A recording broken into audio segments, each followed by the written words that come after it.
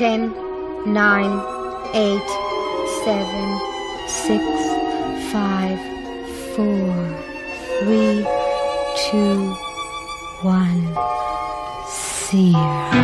The ultimate political goal at the heart of our age is the idea of individual freedom. I believe that freedom is the future of all humanity. In Britain, our government has set out to create a revolution that will free individuals from the control of old elites and bureaucracies. A new world where we are free to choose our lives, not be trapped by class or income into predestined roles. To liberate Britain from all the old class divisions, old structures, old prejudices. To liberate the individual. And abroad, in Iraq and Afghanistan, Britain and America have set out to liberate individuals from tyranny. For those leading it, it is just a first step in a global revolution for democracy. But if one steps back and looks at what has resulted, it is a very strange kind of freedom. The attempt to liberate people from the dead hand of bureaucracy has led to the rise of a new and increasingly controlling system of management, driven by targets and numbers. While governments committed to creating freedom of choice in all areas have actually presided over a rise of inequalities and a dramatic collapse in social mobility. The consequence has been a return of the power of class and privilege. And abroad, the attempt to create democracy has led not just to bloody mayhem, but a rejection of the American-led campaign to bring freedom. Go home, Yankee! Go home, Yankee! We're here for your fucking freedom! So back up right now! And it has summoned up an anti-democratic, authoritarian Islamism. This, in turn, has helped inspire terrorist attacks in Britain itself. In response, the government has dismantled long-standing laws designed to protect our freedom. This is a series of films about how this strange, paradoxical world came to be created. It begins in the dark and frightening days of the Cold War. And it will show how what we have today is a very narrow and peculiar idea of freedom that was born out of the paranoia of that time. It is based on an image of human beings as selfish, isolated and suspicious creatures who constantly monitor and strategize against each other. The films will show how politicians and scientists came to believe that this idea of human nature could be the basis of a new type of free society. But what none of them would realize was that within this dark and distrustful vision lay the seeds of a new and revolutionary system of social control. It would use the language of freedom, but in reality it would come to entrap us and our leaders in a narrow and empty world.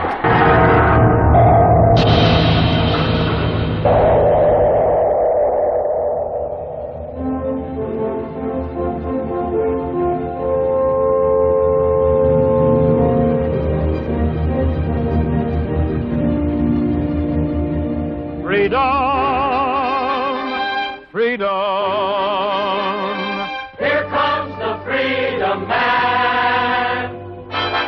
On this day. At the end of the Second World War, America and American films celebrated not just victory, but what many believed would be the dawning of a new era. I'm singing a song of freedom. Back then, freedom meant not just liberation from the Nazis, but also from the economic chaos and uncertainty that had caused the Depression of the 1930s. Governments now believed that their role was to manage and control the economy and protect society from the dangerous self-interest at the heart of capitalism. Why can't we? No longer did we worship at the shrine of no-holds-barred capitalism. No, we had been through the Depression of the 1930s. We had been through World War II.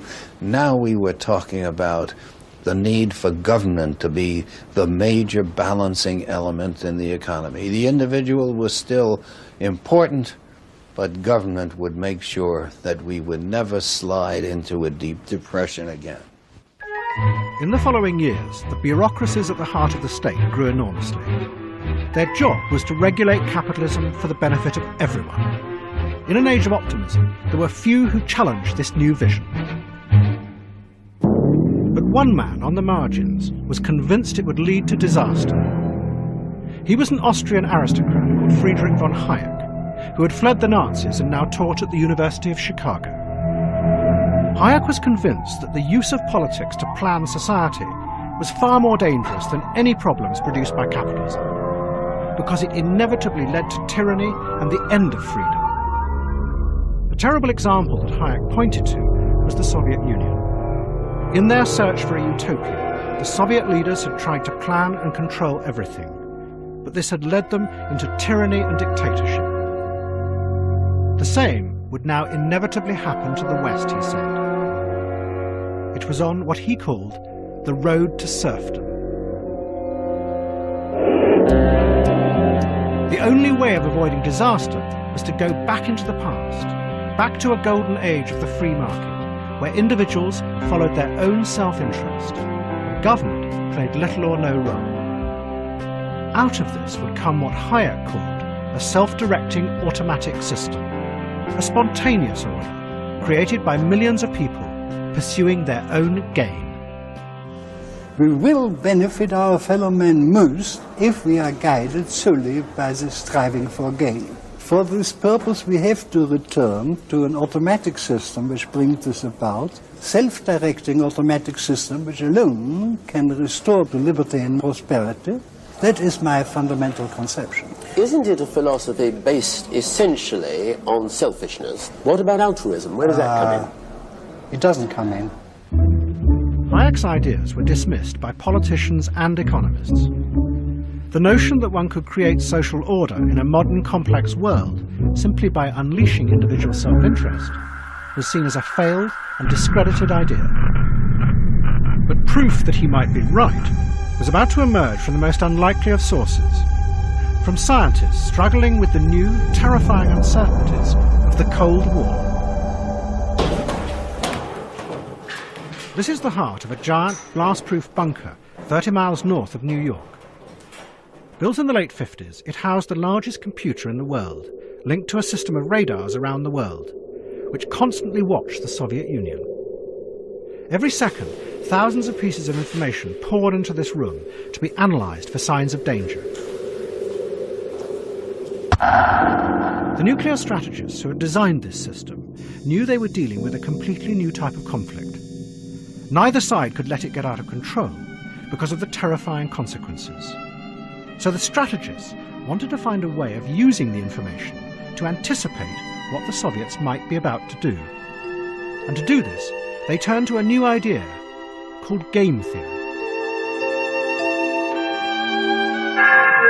Game theory had been developed as a way of mathematically analysing poker games. It looked at the game as a system where the players are locked together, each trying to work out what the other thinks they will do. From that, game theory showed rationally what the best moves were for each of the players. This is a type of war that had never been fought before. And of course, as we all know, it would be so devastating that it's almost impossible to consider all of its consequences. They still wanted to say that there was a rational way to approach such a virtual war. And game theory seemed to offer that to them, that you could, in a sense, incorporate your enemy into your own thinking, that you could mathematically understand what your enemy would do to the point where you and your enemy will play the exact same set of strategies. The Center for Developing Nuclear Strategy was a military think tank called the RAND Corporation. And the strategists at RAND used game theory to create mathematical models that predicted how the Soviets would behave in response to what they saw the Americans doing. Out of this came the fundamental structure of the nuclear age. Hundreds of missiles protected in silos underground, and fleets of bombers in the air 24 hours a day. Just as in a game, they were strategic moves to convince the Soviets that if they attacked, America would always have enough missiles to destroy them in return. And in the rules of this game, fear and self-interest stopped the Russians from attacking, and it created a stable equilibrium called the delicate balance of terror.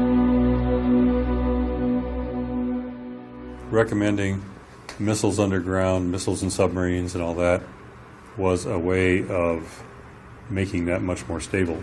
Sometimes the way I used to explain it is, we're trying very hard to reduce the likelihood of nuclear war by creating powerful incentives for the Russians not to start a nuclear war, because we're trying to give them incentives not to attack, either with a nuclear attack or with a conventional attack.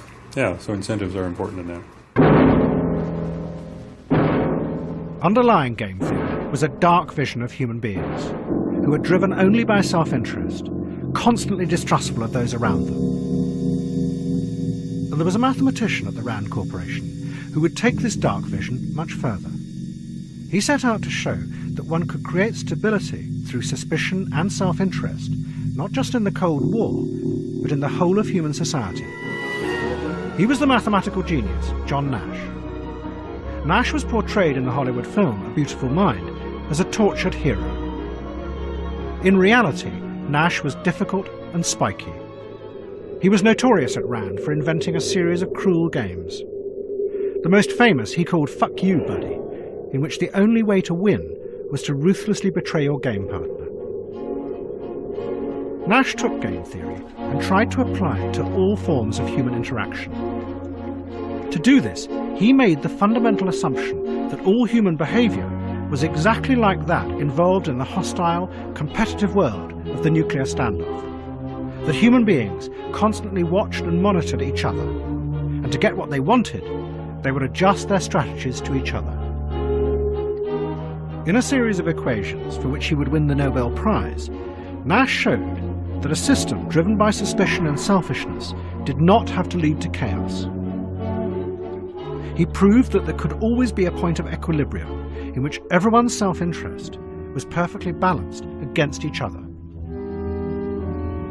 The equilibrium, this equilibrium which is used, is that what I do is perfectly adjusted in relation to what you are doing. And what you're doing, or what any other person is doing, is perfectly adjusted to what I'm doing or what all other people are doing. They are seeking separate optimization, just like poker players. Is each player alone? That's the idea, that they are alone, they're separate. Doing something that is very non-cooperative, but very selfish. And then what all of them do works together, and deriving from that, there is a payoff to all the players. That is the equilibrium. But it's understood not to be a cooperative ideal. But the stability, the equilibrium, would only happen if everyone involved behaved selfishly. Because if they cooperated, the result became unpredictable and dangerous. A famous game was developed at Rand to show that in any interaction, selfishness always led to a safer outcome. It was called the prisoner's dilemma. There are many versions, but all of them involve two players having to decide whether to trust or to betray each other.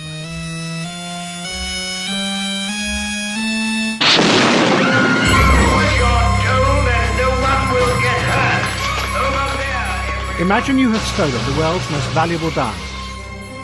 You have agreed to sell it to a dangerous gangster. He offers to meet you to exchange the diamond for the money, but you think he may kill you. So instead, you tell him you will take it to a remote field and hide it, while at the same time, he must go to another field hundreds of miles away and hide the money. Then you will call him, and each will tell the other the hiding place. But just as you are about to make the call, you realize you could betray him.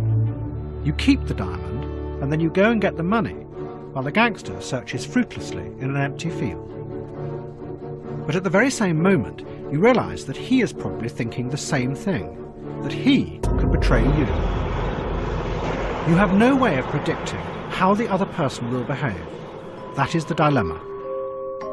But what Nash's equation showed was that the rational choice was always to betray the other person, because that way, at the worst, you got to keep the diamond, and at the best, you got both the diamond and the money. But if you trusted the other person, you ran the risk of losing everything, because he might betray you. It was called the sucker payoff. What the prisoner's dilemma expressed was the strange logic of the Cold War. The optimum solution, offering to get rid of all your weapons, provided the Russians did the same, could never happen, because you couldn't trust them not to cheat. So instead, you went for stability, created by a balance of dangerous weapons on both sides. And what Nash had done was to turn that into a theory of how the whole of society worked. It had enormous implications for politics, because it proved that one could have a society based on individual freedom that wouldn't degenerate into chaos.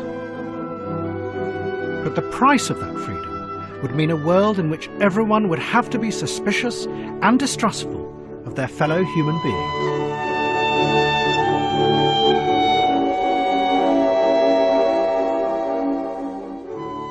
The Nash equilibrium is important because one of the great fears of politics is that self-interest would lead to utter chaos. And what the Nash equilibrium suggests is that rational pursuit of self-interest, even in the face of implacable hostile enemies, will lead to a kind of an order in which all players agree upon the strategies that they're playing and that those strategies make sense to them. But at the same time, it's also paranoid because it's the idea of a human being sitting alone in a room, being able to totally reconstruct their opponent. Their opponent is totally implacable, totally hostile, and bent on their destruction. But there was a small problem with Nash's equations. They didn't seem to correlate with how human beings actually behave towards each other in the real world. When the prisoner's dilemma game was tested out on the secretaries at the RAND Corporation, none of them played the rational strategy. Instead of betraying each other, they always trusted each other and decided to cooperate. And what no one realized was that John Nash himself was suffering from paranoid schizophrenia.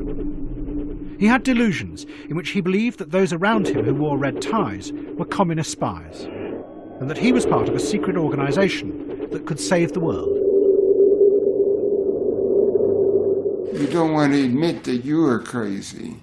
You see the other people as crazy, but you like to think of yourself as not crazy, as still rational. So I thought there were some secret organizations of humans or secret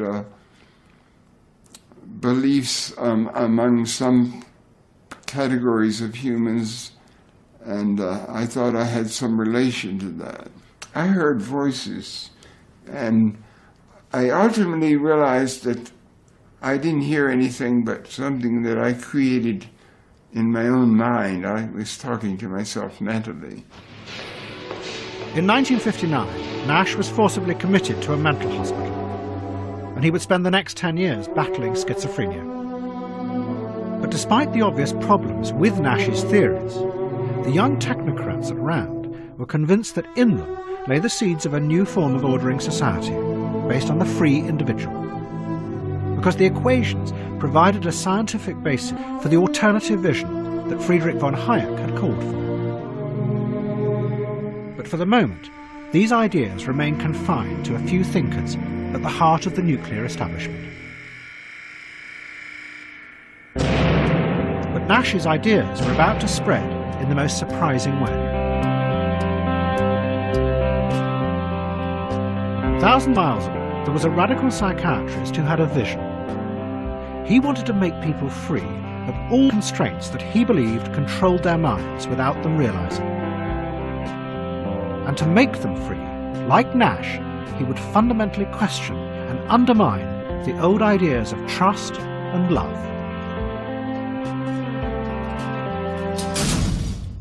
Is love possible? Is freedom possible?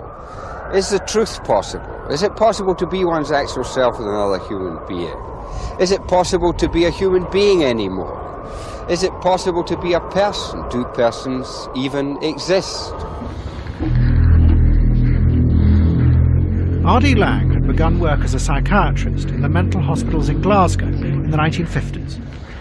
It was a violent, frightening world in which the doctors tried to manage and control schizophrenics as best they could.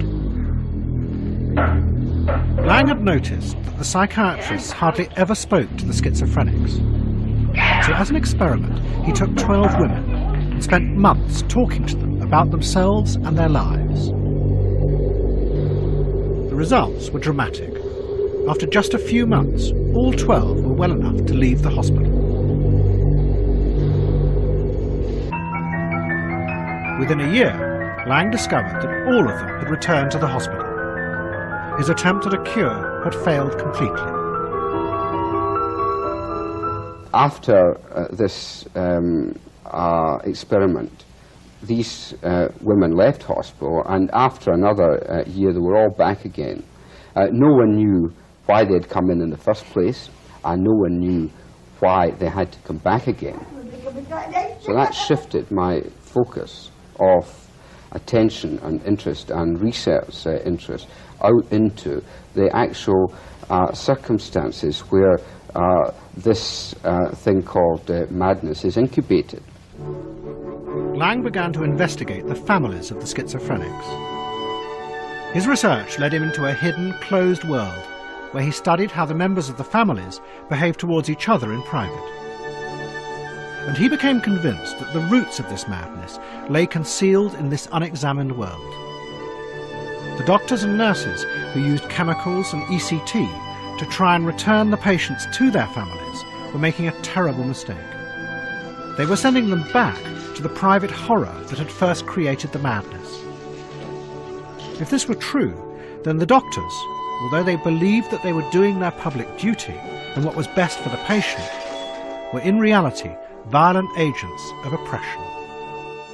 I think it's very important that a doctor remember his duty to give the patient what is best for them in their long-term interest, which isn't always what the patient asks for. If you want to go home to your relatives, the relatives have got to be reasonably sure that you will fit in reasonably well in their home so that they can go on living a normal life. In the early 60s, Lang set up a psychiatric practice in Harley Street in London. He offered radical new treatments for schizophrenia and quickly became a media celebrity. But his research into the causes of schizophrenia had convinced him that a much wider range of human problems were caused by the pressure cooker of family life. Lang decided to investigate how power and control were exercised within the world of normal families. And to do this, he would use the techniques of game theory. Lang had learnt about game theory when he visited the Mental Research Institute in Palo Alto in California. A group of research scientists there were trying to use game theory as a way of analysing human interaction. And Lang saw in this the perfect tool to dissect what went on between the members of families in Britain. Lang used game theory in his analysis of families. He was concerned with games not in the sense of fun, but games in the sense of people playing by rules, some of which were explicit and some of which they were unaware of, and which in a sense was secret. He thought he'd uncovered a fresh way of looking at human relations, those secret games that people had. This was a way in which it could be subject to some sort of scientific investigation. It could be quantified. You could give people questionnaires. Oh, it was very much the application of game theory. That's exactly what it was. Lang took 20 couples in Britain, and using a complex series of questionnaires, he analysed how each of them saw the other, moment by moment in their daily life, continually asking them what they secretly thought the other really intended. Following game theory, he then coded the responses and had them analysed by computer. Out of that, Lang produced matrices which showed how, just as in the Cold War, couples used their everyday actions as strategies to control and manipulate each other. His conclusions were stark, that what were normally seen as acts of kindness and love were in reality weapons used selfishly to exert power and control. Lang really did feel that the family was an arena for strategizing. Love was a way in which one person tried to dominate another person. I love you, but I'm making a condition for that love which is impossible for you to fulfill. And so there's nothing you can do to earn my love, even though I'm telling you, you have to earn my love. From this research, Lang argued that the modern family, far from being a caring, nurturing institution, was in reality a dark arena where people played continuous selfish games with each other. Out of this struggle came stability in society, but a bleak and limited existence for all the individuals involved. The so-called normal families that I studied in the course of this work, it was like walking into carbon monoxide gas chambers. People induce their children to adjust to life by poisoning themselves to a level of subsistence existence that they called life. Lang was radicalized by his findings. He believed that the struggle for power and control that he had uncovered in the family was inextricably linked with the struggle for power and control in the world. In a violent and corrupt society, the family had become a machine for controlling people. Lang believed that this was an objective reality revealed by his scientific methods, above all by game theory. But these very methods contained within them bleak, paranoid assumptions about what human beings were really like. Assumptions born out of the hostility of the Cold War. And what Lang was actually doing was helping spread these bleak, paranoid ideas into other areas of society, into the very way we thought about ourselves and our relationships to each other. It gave a message of, I have seen things that you can hardly imagine. A bleak, cold landscape out there that I'm going to do my best to armor you against. And we will walk into there together and we will protect each other back out there in this cold, bleak landscape. But don't you ever bullshit yourself that it's anything more or better than that, because that's where it is. Lang wrote a series of books with titles like The Politics of Experience that became huge bestsellers. And he became one of the leaders of the new counterculture movement. I'm telling you! The aim of the movement was to make people realize that none of the state institutions of the post-war world could be trusted. Those that claimed to be motivated by public duty and a desire to help were really part of the system that was trying to control your mind and destroy your freedom. Their whole mind is, like a cabbage. They're suppressed. They can't do exactly what they want. They haven't got any freedom. They haven't got any freedom to do exactly what they want under the system. One had to be constantly on guard, never trusting anyone, even those who said they loved you. A lot of people are caught in the trap that they feel that they ought to trust or believe the person they love because they love them. But I don't see that follows at all. What Lang and the counterculture movement were doing was tearing down Britain's institutions in the name of freedom. And they were about to find the most unexpected allies. They would be joined by a group of economists from the political right who had exactly the same aim and who would become immensely powerful. This group were all inspired by the ideas of Friedrich Hayek, and most of them had also worked at the Rand Corporation. And they brought with them the sophisticated mathematical techniques like game theory. They would use these techniques to prove scientifically that the idea of public duty, which had underpinned British public life for generations, was a sham and a corrupt hypocrisy. Their ideas would begin to demolish the old institutions of the British state. They would also introduce the paranoid assumptions of the Cold War ever further into the heart of British society.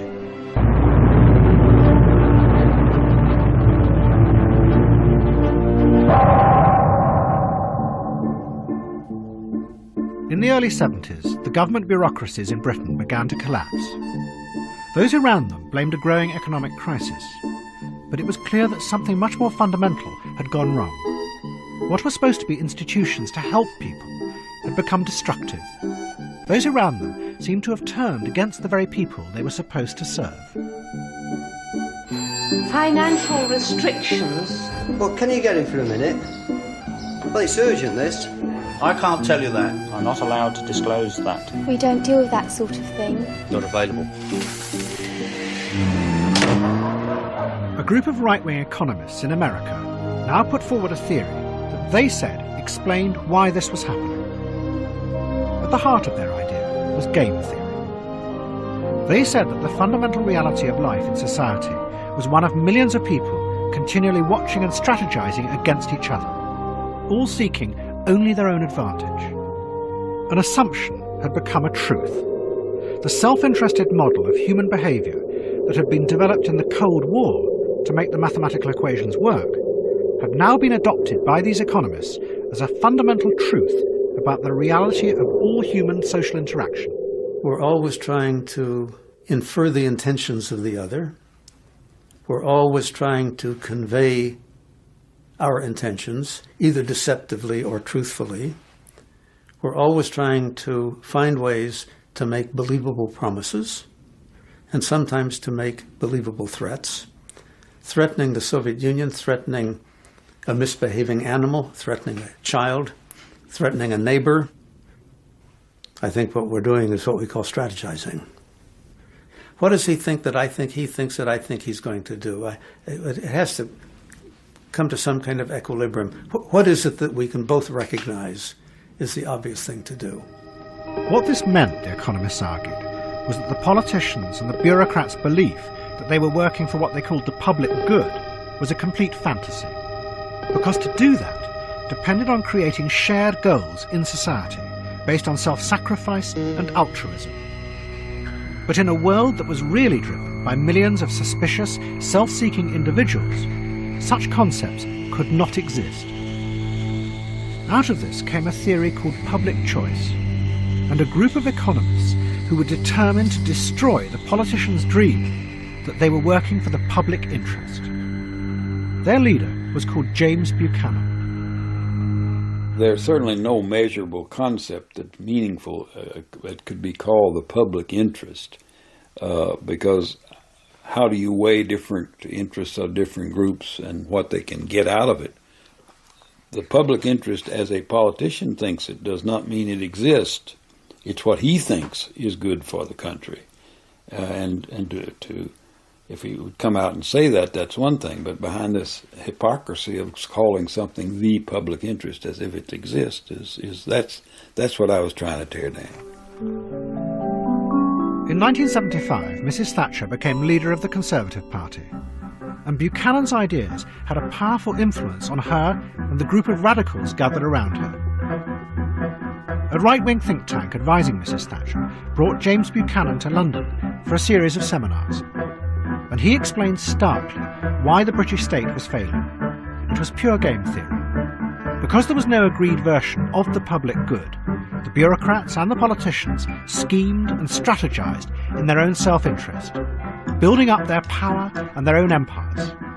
They claimed to be helping others. In fact, it was the very opposite, and the result was economic chaos and a breakdown of society.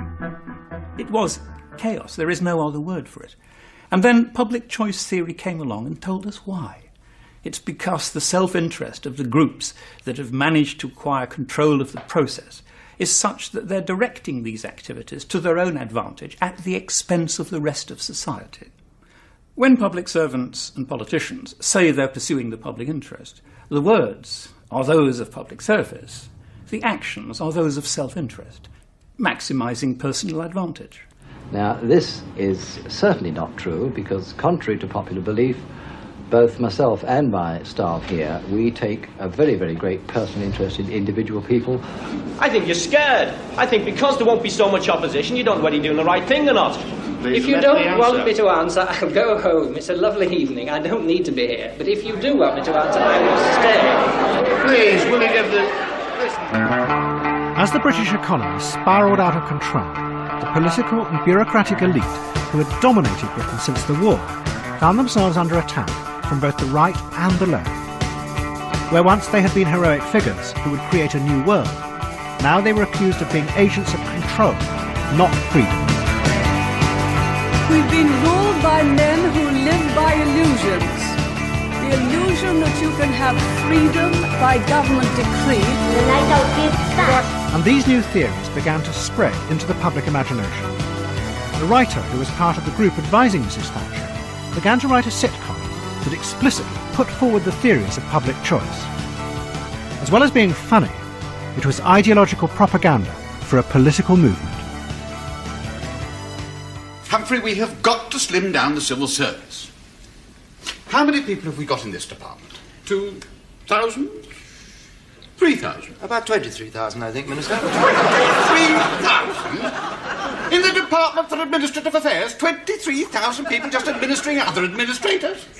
We'll have to do a time and motion study, see who we can get rid of. We did one of those last year, Minister. And?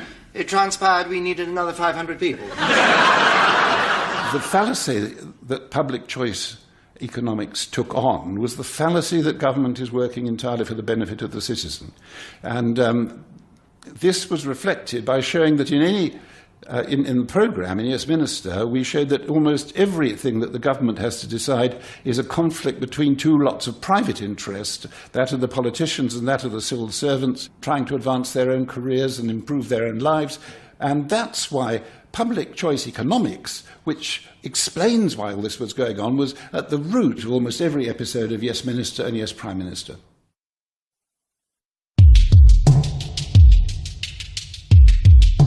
At the same time, R.D. Laing was continuing his assault on what he saw as the corrupt elites. He was about to use his growing power to attack one of the most powerful professions in America, the medical and psychiatric establishment. The results would be dramatic, but the outcome would be very different from what Laing intended. His ideas would undermine the all-controlling medical elite. But far from liberating people, what would actually emerge would be a revolutionary new system of order and control, driven by the objective power of numbers. It's a space where you can meet with her, where she's not going to be frightened that you're going to put her away or that you're going to do anything to her. Laing was now a celebrity in America and was one of the leaders of what was called the anti-psychiatry movement. Psychiatry, Laing said, was a fake science, used as a system of political control to shore up a violent, collapsing society. Its categories of madness and sanity had no reality. Madness was simply a convenient label used to lock away those who wanted to break free. Hundreds of young psychiatrists came to Laing's talks, and one of them was inspired and decided to find a way of testing whether what Laing said was true or not. Could psychiatrists in America distinguish between madness and sanity? He was called David Rosenhan, and he devised a dramatic experiment.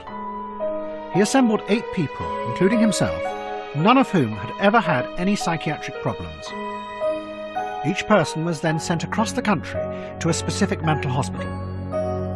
At an agreed time, they all presented themselves at their hospital and told the psychiatrist on duty they were hearing a voice in their head that said the word thud.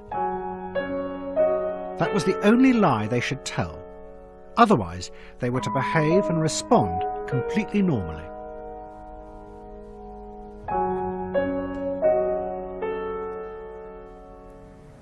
And then what happened? They were all diagnosed as insane and admitted to the hospital. All of them? All of them. And were any of them insane? No. There was nobody who could have judged these people as insane.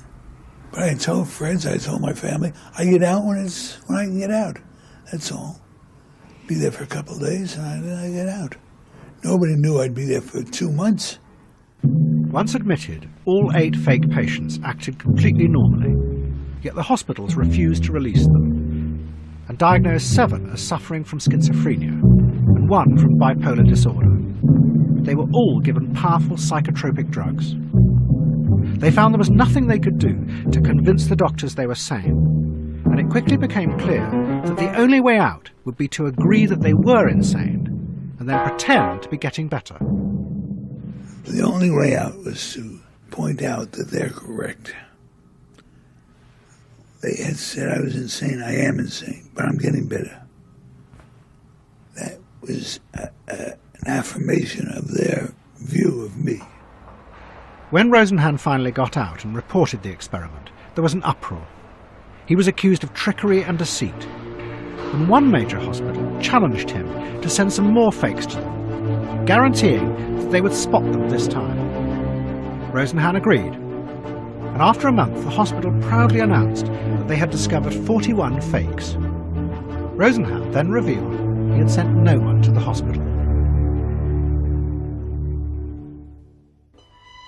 The effect of the Thud experiment was a disaster for American psychiatry. It destroyed the idea that they were a privileged elite with specialist knowledge. But those in charge realised that psychiatry could not just give up. Another way had to be found of understanding and managing people's inner feelings in modern society.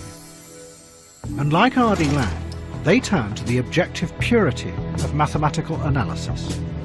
They set out to create a scientific system of diagnosing people's inner mental states, in which all human judgment would be removed and replaced instead by a system based on the power of numbers.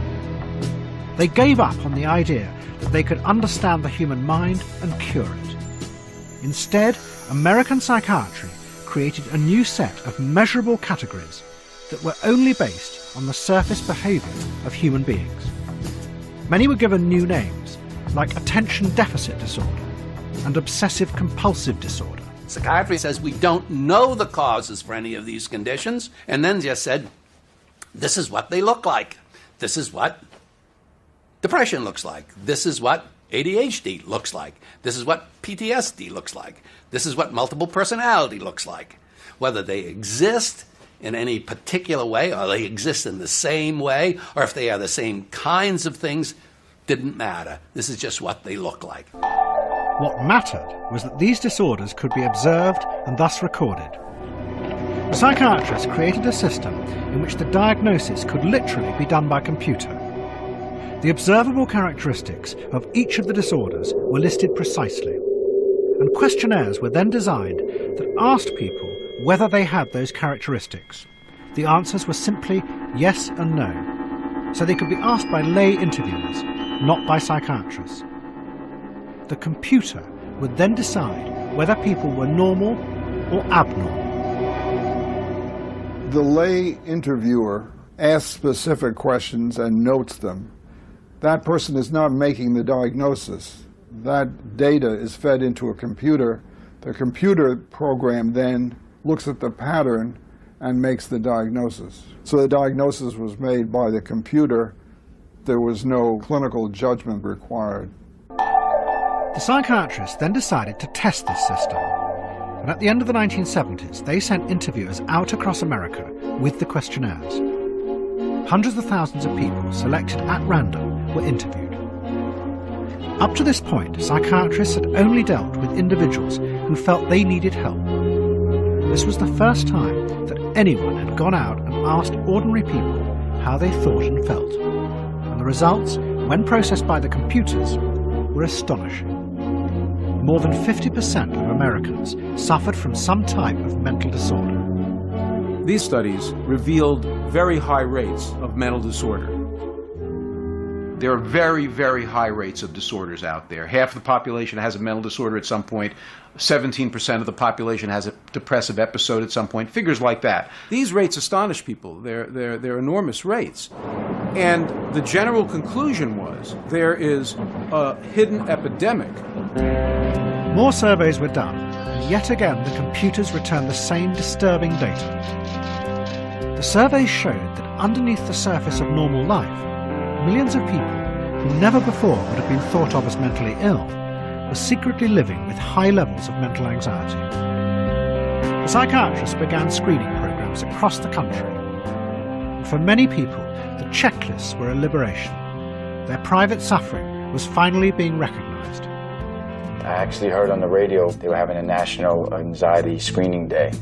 They asked me a bunch of questions, and if you had these symptoms, which it was like 50 symptoms, and I had probably 49 of them, they said, well, what you experience is common. And actually, when I showed up to these meetings, I seen firemen there and construction workers. It was relieving to see that, I wasn't, making this stuff up.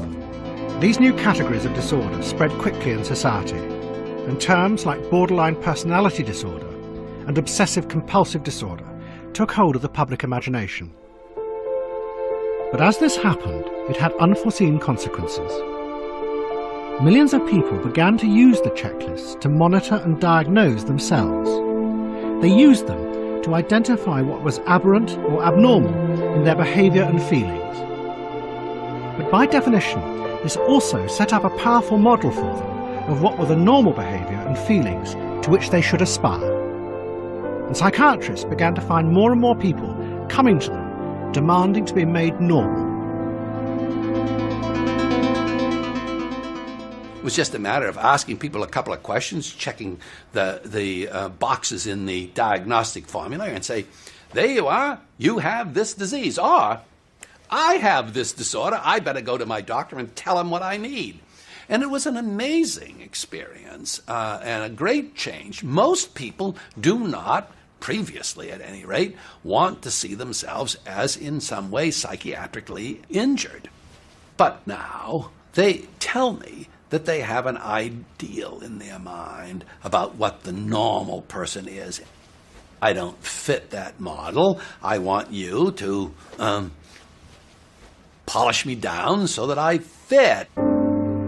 This new system of psychological disorders had been created by an attack on the arrogance and power of the psychiatric elite in the name of freedom. But what was beginning to emerge from this was a new form of control. The disorders and checklists were becoming a powerful and objective guide to what were the correct and appropriate feelings in an age of individualism and emotion. But this was a very different system of order. No longer were people told how to behave by an elite.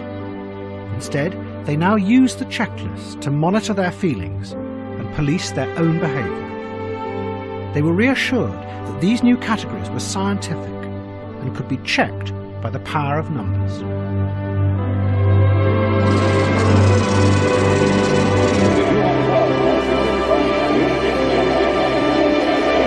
For they are the party of yesterday, and tomorrow is ours. In 1979, Mrs. Thatcher had come to power in Britain. What she promised to create was a society based on the dream of individual freedom. People would be liberated from the arrogant elites and state bureaucrats of the past. But Mrs. Thatcher knew that she would have to find a new way of managing and controlling these free individuals in a complex society in order to avoid chaos. And to do this, just like the psychiatrist in America, she would turn to systems based on the objective power of numbers. But underlying the new mathematical models would yet again be the dark and suspicious vision of human beings that the Cold War strategists had assumed. This vision would now penetrate to the very heart of the British state.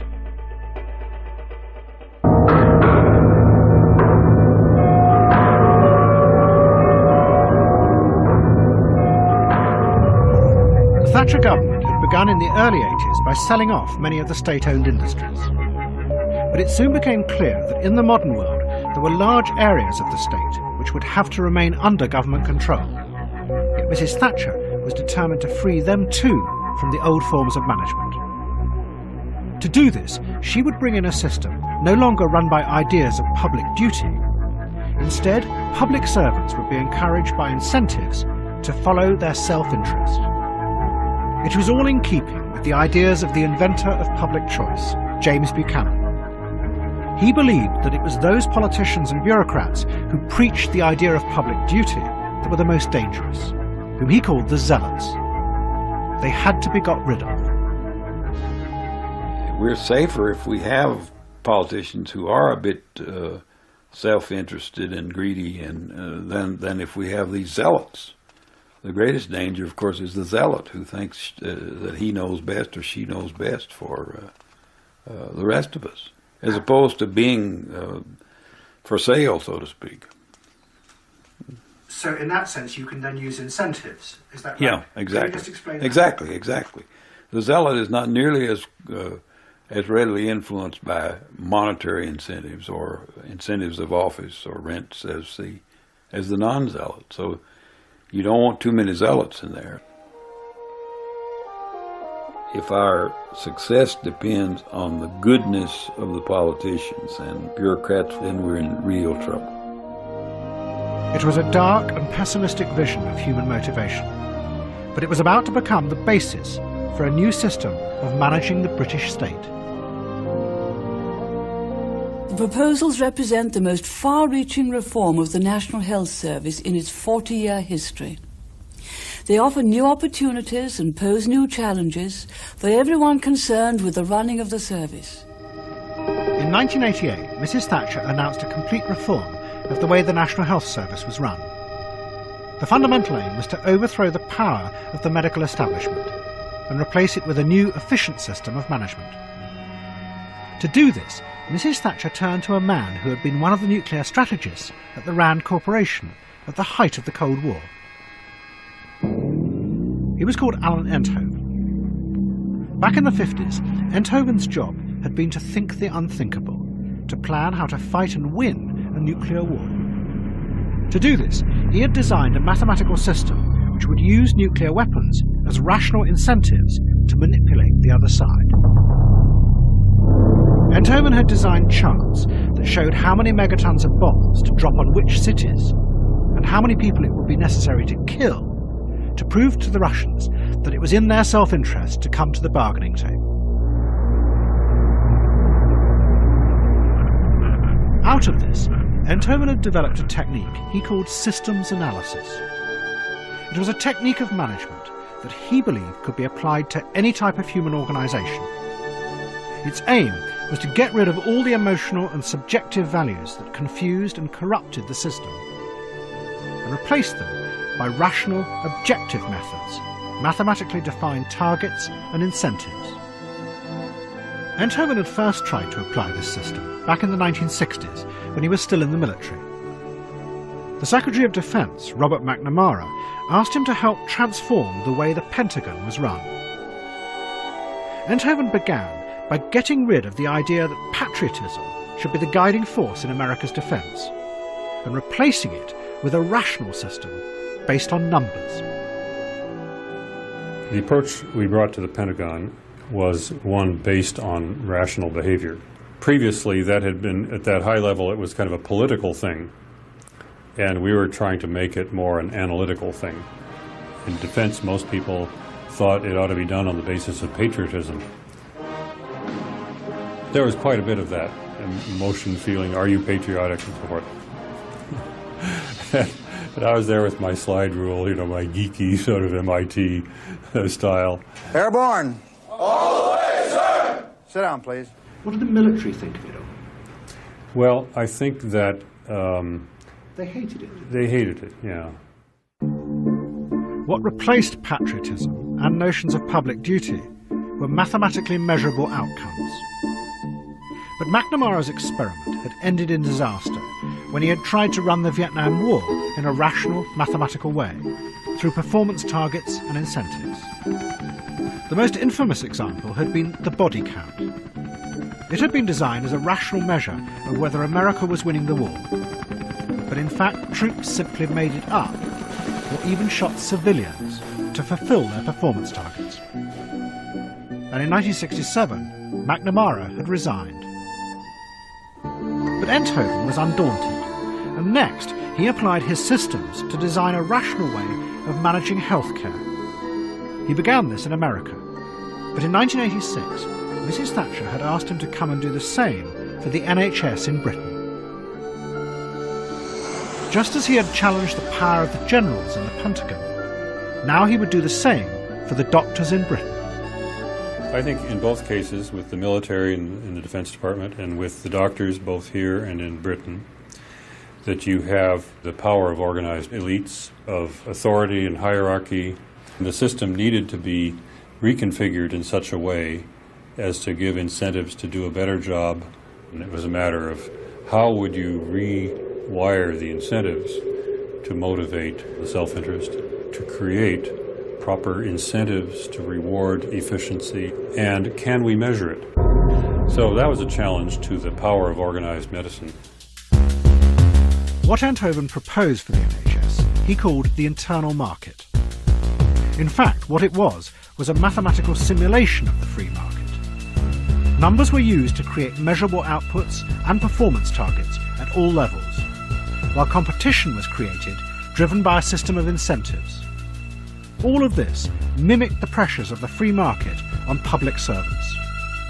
To those who set out to create it, it was the engineering of a new freedom. They were liberating millions of public employees from the arrogant control of the old elites. Instead, a new and objective method, based on numbers, set the targets which individuals were then free to achieve any way they wanted. It basically set free their talents. Before, they had simply been instruments doing what they were told. Now, suddenly, they were creative minds allowed to examine and say, why don't we do this? And that sense of freedom that comes in thinking, these were their targets, not something that had been wished on them from on high. And that was a very important part of motivation, for they felt they owned their targets. But it was a very narrow and specific type of freedom. It meant shedding all ideas of working for the collective or public good, and becoming instead an individual constantly calculating what would be to one's advantage in a system driven and defined by numbers. At the root of this were the simplified, self-interested creatures that John Nash had created back in the 1950s to make his game theory equations work. But now, the aim of the system of targets and incentives was to transform public servants into just these simplified beings. Individuals who calculated only what was best for them and did not think any longer in wider political terms. There is this vision of these individual isolated humans, that they are only information processors, there's no emotion involved, that people don't get their some of their motives for participating in politics from, emotional feelings of being part of something larger than themselves. None of that is allowed in this particular theorem. And so what we have is we have this image of these little information processors who might possibly care about their family or whatever. But I mean, the idea that they have the interests and the welfare of the whole at heart is thought to be naive. This is the middle of the checkpoint. The gates have been opened. The police are making no attempt to stop people as they go through and come back. I have never seen such elation.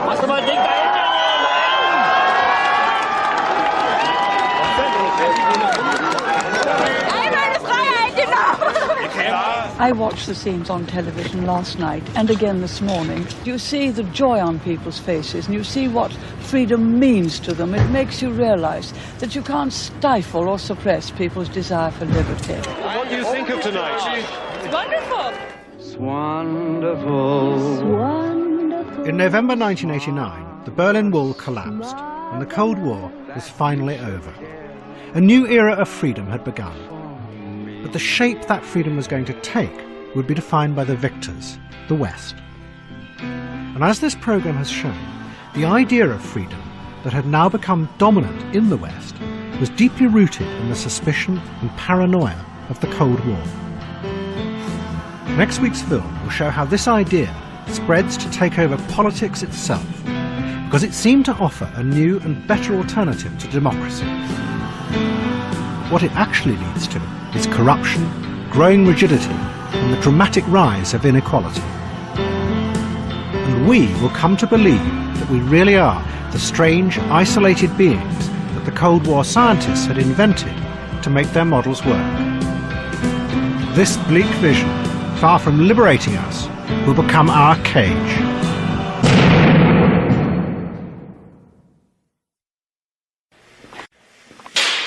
Ten, 9, 8, 7, 6, 5, 4, 3, 2, 1 C. The ultimate political goal at the heart of our age is the idea of individual freedom. I believe that freedom is the future of all humanity. In Britain, our government has set out to create a revolution that will free individuals from the control of old elites and bureaucracies. A new world where we are free to choose our lives, not be trapped by class or income into a predestined role. To liberate Britain from all the old class divisions, old structures, old prejudices, to liberate the individual. And abroad, in Iraq and Afghanistan, Britain and America have set out to liberate individuals from tyranny. For those leading it, it is just a first step in a global revolution for democracy. But if one steps back and looks at what has resulted, it is a very strange kind of freedom.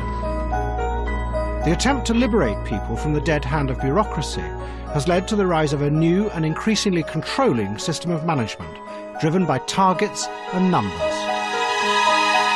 While governments committed to creating freedom of choice in all areas have actually presided over a rise of inequalities and a dramatic collapse in social mobility. The consequence has been a return of the power of class and privilege. And abroad, the attempt to create democracy has led not just to bloody mayhem, but a rejection of the American-led campaign to bring freedom.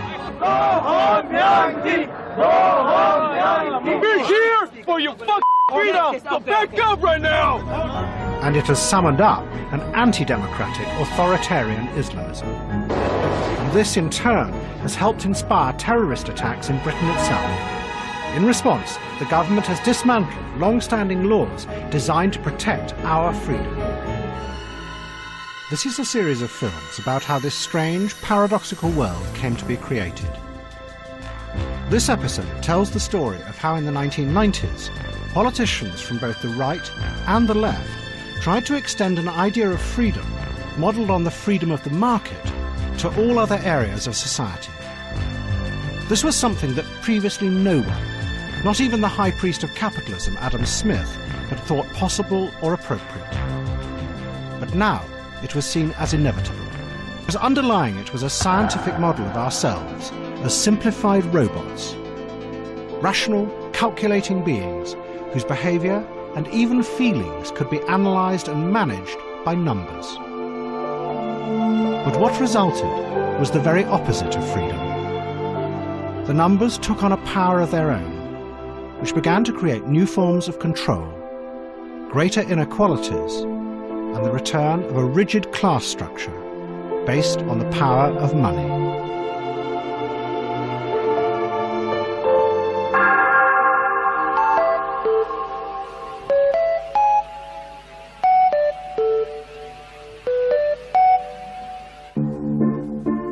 In 1991, the new leader of the Conservative Party, John Major, was searching for what his advisers called the vision thing, a policy that would define his time in office. Can we turn left into Atlantic Road in a moment, please? I think I'd like to go down there and have a look. Now, is it still there? It is. It is. It's still there. It's still there. Pattern was set and the world divided. Not into male and female. Oh, no, that's just a mere superficial division of minor importance. No, gentlemen, there is another division, another dichotomy, more basic, more profound. At that fateful moment, the world was divided into winners and losers, top men and underdogs. In a word, the one up and the one down. And in July, John Major announced that he was going to make Britain a fairer and more equal society. And he was going to start with the public services. The arrogant bureaucrats who had ruled Britain for so long were now going to be made to serve the public. There would be no them and us any longer. Nothing less than a revolution in the way in which public services are delivered. It will be the most comprehensive quality initiative ever launched. New and tougher standards of services will be set. The wide range of mechanisms to ensure they're met to the citizen's satisfaction. Like that. Behind John Major's vision was a radical new political theory which had been born out of the strategic thinking of the Cold War. As last week's programme showed, it argued that the idea of public duty, which had underpinned British public life for generations, was an illusion. In reality, public servants were motivated only by self-interest. When they talked proudly of serving the public good, it was hypocrisy. What they were actually doing was scheming to build up their empires. John Major was setting out to create an alternative system that tried to mimic the self-interested drive of the free market. This would harness the true individualism of public servants in a productive way. The management consultants who designed the systems explained that this was liberation. Once public servants were set performance targets, they could achieve them in any way they wanted. The old bureaucratic rules could be thrown away, and they would become heroic entrepreneurs. The spell for good are notions of bureaucratic inefficiency and complacency. These people have visions, they set goals, they constantly seek customer feedback, they beat budgets and pursue innovations with zeal. Right. The bureaucracy bashing revolution is underway. It's no longer management by the book. And in fact, the book has been rewritten and in some cases literally thrown out. And anybody that deals with the public, you can never win. You can never win when you deal with the public. Never. But this radical new theory had an inexorable logic at its heart. It wasn't going to just attack the old bureaucratic institutions. It was going to go much further. It would undermine the very ideals of democratic politics and the politicians' belief that they could change the world. The man who did most to drive through this logic was one of the most influential economists in the world, James Buchanan. His ideas had fundamentally shaped the conservative revolution in both Britain and America. He argued that politicians, just like the civil servants, were hypocrites. The idea they promoted, that they were serving the public, was a fiction. In reality, they too followed their self-interest. The illusion would be that politicians are out there really seeking to do good for us. Not for themselves, but do good for us.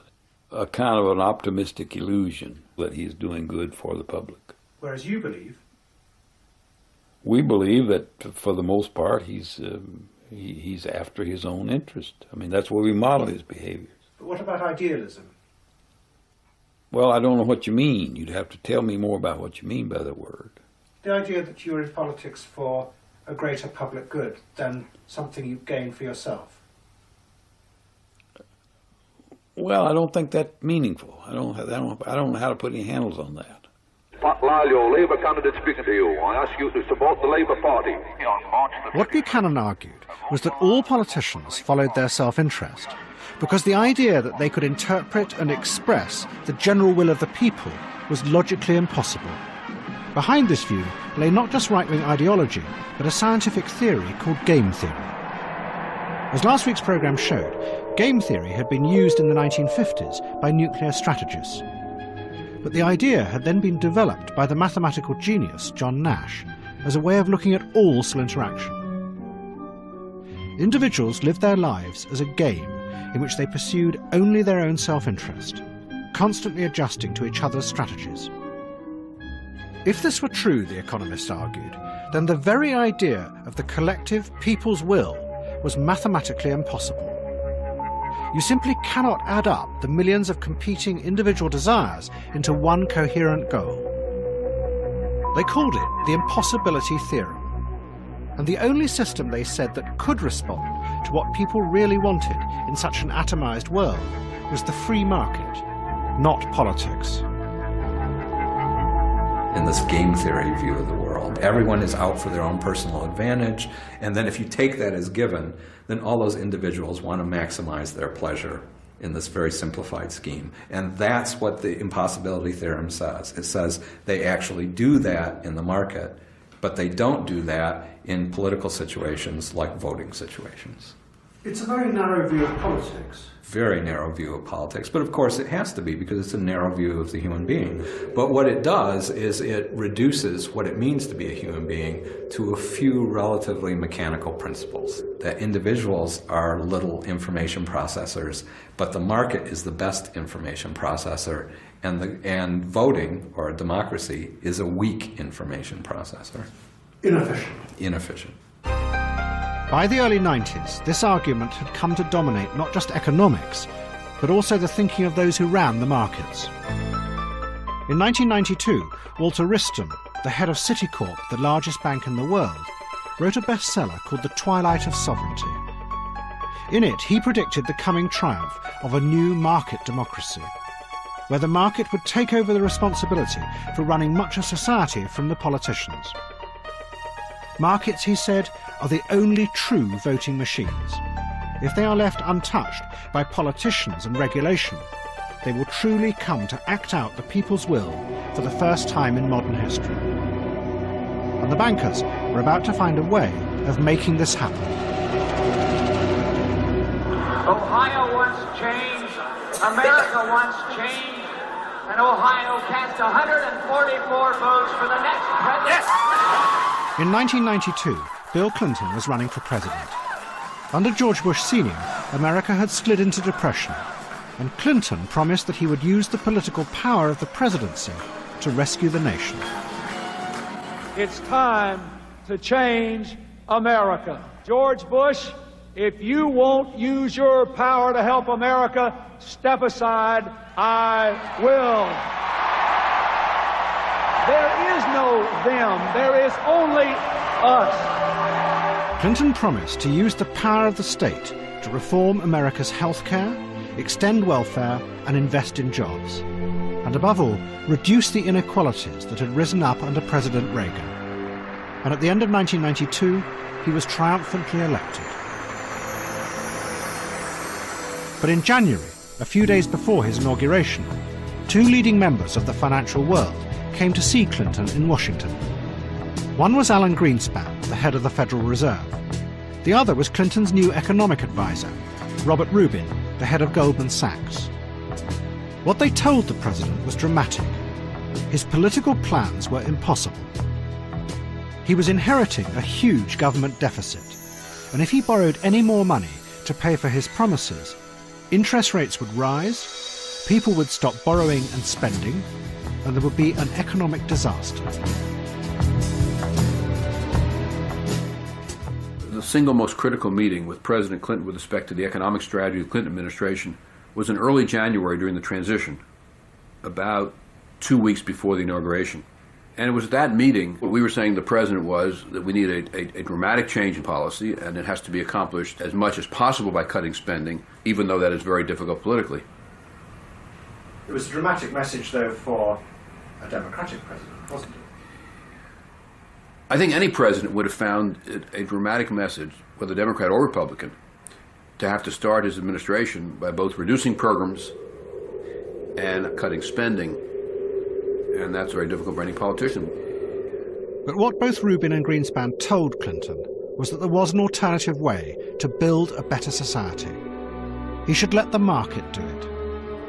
Instead of seeing the markets as a dangerous force that politics had to control, he should give away power and let them flourish unrestricted. The markets, they said, were now so intertwined with people's lives that they could respond democratically to people's needs in all aspects of their lives in a way that politics couldn't. Alan Greenspan communicated a very clear message to Bill Clinton that the economy and people's appetites as expressed in the economy, their buying, their ability to buy, what they prefer, is a better gauge of public sentiment than any other. The economy, to that extent, is superior to democracy. In a democracy, it's less tidy. people can express their preferences only indirectly through their representatives. And their representatives have to express the preferences of a lot of people and sometimes want to express their own preferences rather than their constituents. So in that way of viewing the world, an economy is preferable to a democracy. Faced with the banker's argument, Clinton agreed, and on taking office began to cut back on his reforms.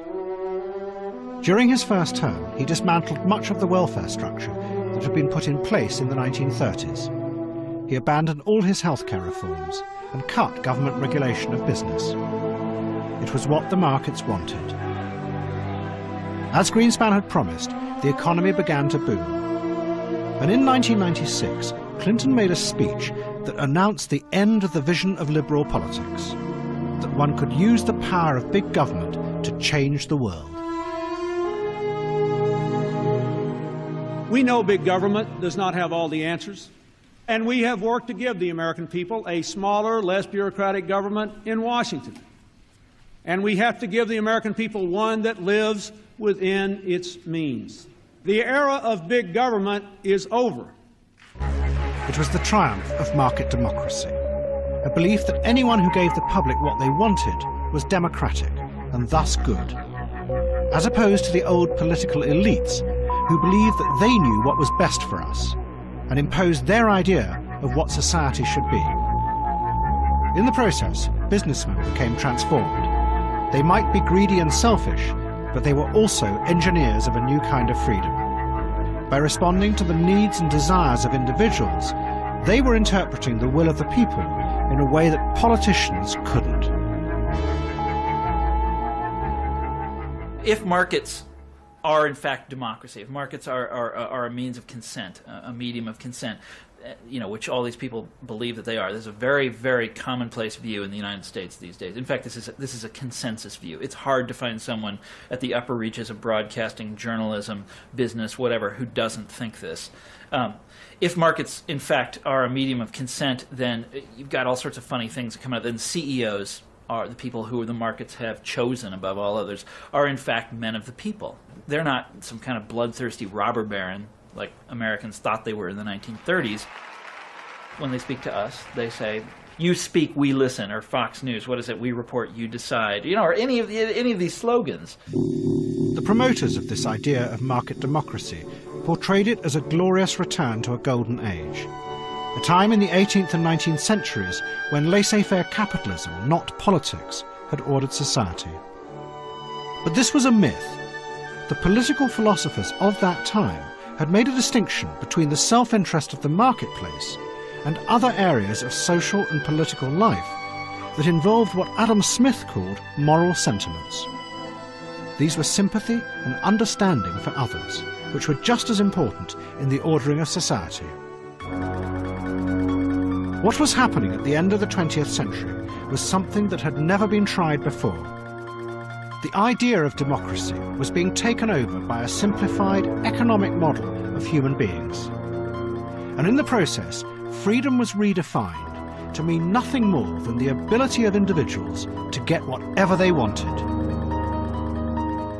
If you go back to the 18th and 19th centuries, most political philosophers and most economists understood that there was a social contract. People were bound together, not as individuals expressing themselves only through the marketplace, but as citizens.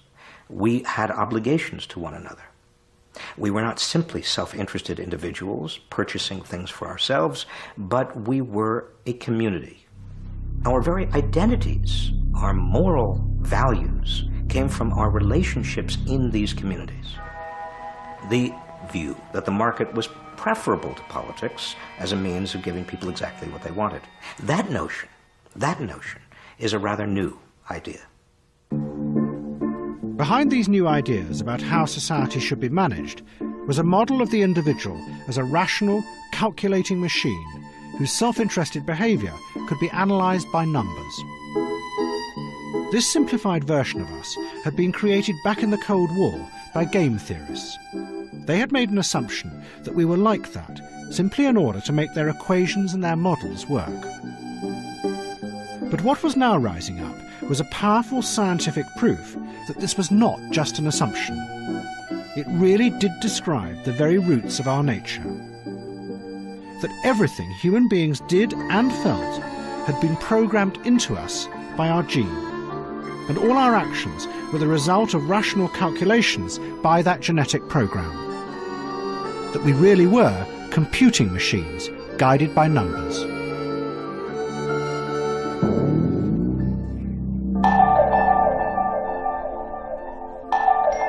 The roots of this idea go back to the early 1970s, when geneticists who were studying the behaviour of animals made a conceptual shift. They started to look at the animal's behaviour from what was called the gene's point of view. And they realised that from this perspective, the animals were simply machines that were being used by the genes to survive and replicate themselves. In effect, we can picture the body of the chicken as being a machine, a device constructed by the genes to ensure the production of more genes. Now, this may seem a perverse way of looking at things. You may think of reproduction as your method of producing children like yourself. And I'm asking you to look at it in a very different light. The body is simply the gene's device for producing more genes like itself. Behind this new way of seeing animals was yet again game theory. Game theory had inspired the geneticists because it gave a powerful framework for understanding how the genes dictated behaviour. Game theorists looked at society as a system of self-interested individuals competing and strategizing against one another. And the geneticists applied exactly the same model to genes. They developed complicated equations to show how all animal behaviour, from violence to altruism, were actually rational strategies played by the genes in a game of survival. The geneticists asserted that the same must be true for human beings. And one scientist did an extraordinary experiment to see whether our genes did control our behaviour in the same rational, mathematical way.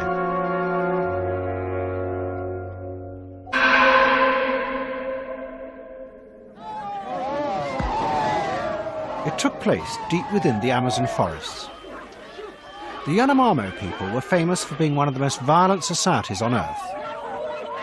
An anthropologist studying them decided to see whether behind the chaos of the fighting there was a hidden genetic pattern guiding it in a mathematical way. He was called Napoleon Chagnon, and his first step was to try and find out the names of everyone and who was related to whom. I assumed at the outset that the natives would be excited and eager and thrilled and flattered that I was interested in their culture and their society and in their families and genealogies. And so I would innocently ask what the name of so-and-so was, and they would give me a name, and I'd write it down.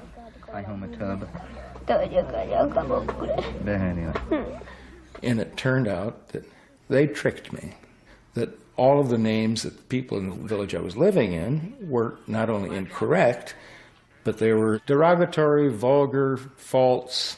Not all of them were vulgar and derogatory, but a lot of them were. Like what? Like fart breath, hairy and long dong, things of that sort. Hairy pussy is the name of the wife of the headman. But Chagnon persisted. He spent months checking and cross-checking names and relationships. He also gave out Western goods, above all the prized machete, in return for information, until he had built up what he believed was an accurate database of the names and genealogies of 6,000 Yanomami, which he then stored on a computer at his university. Chagnon then returned with a film crew and recorded in great detail a fight in a village. Bring your camera over here.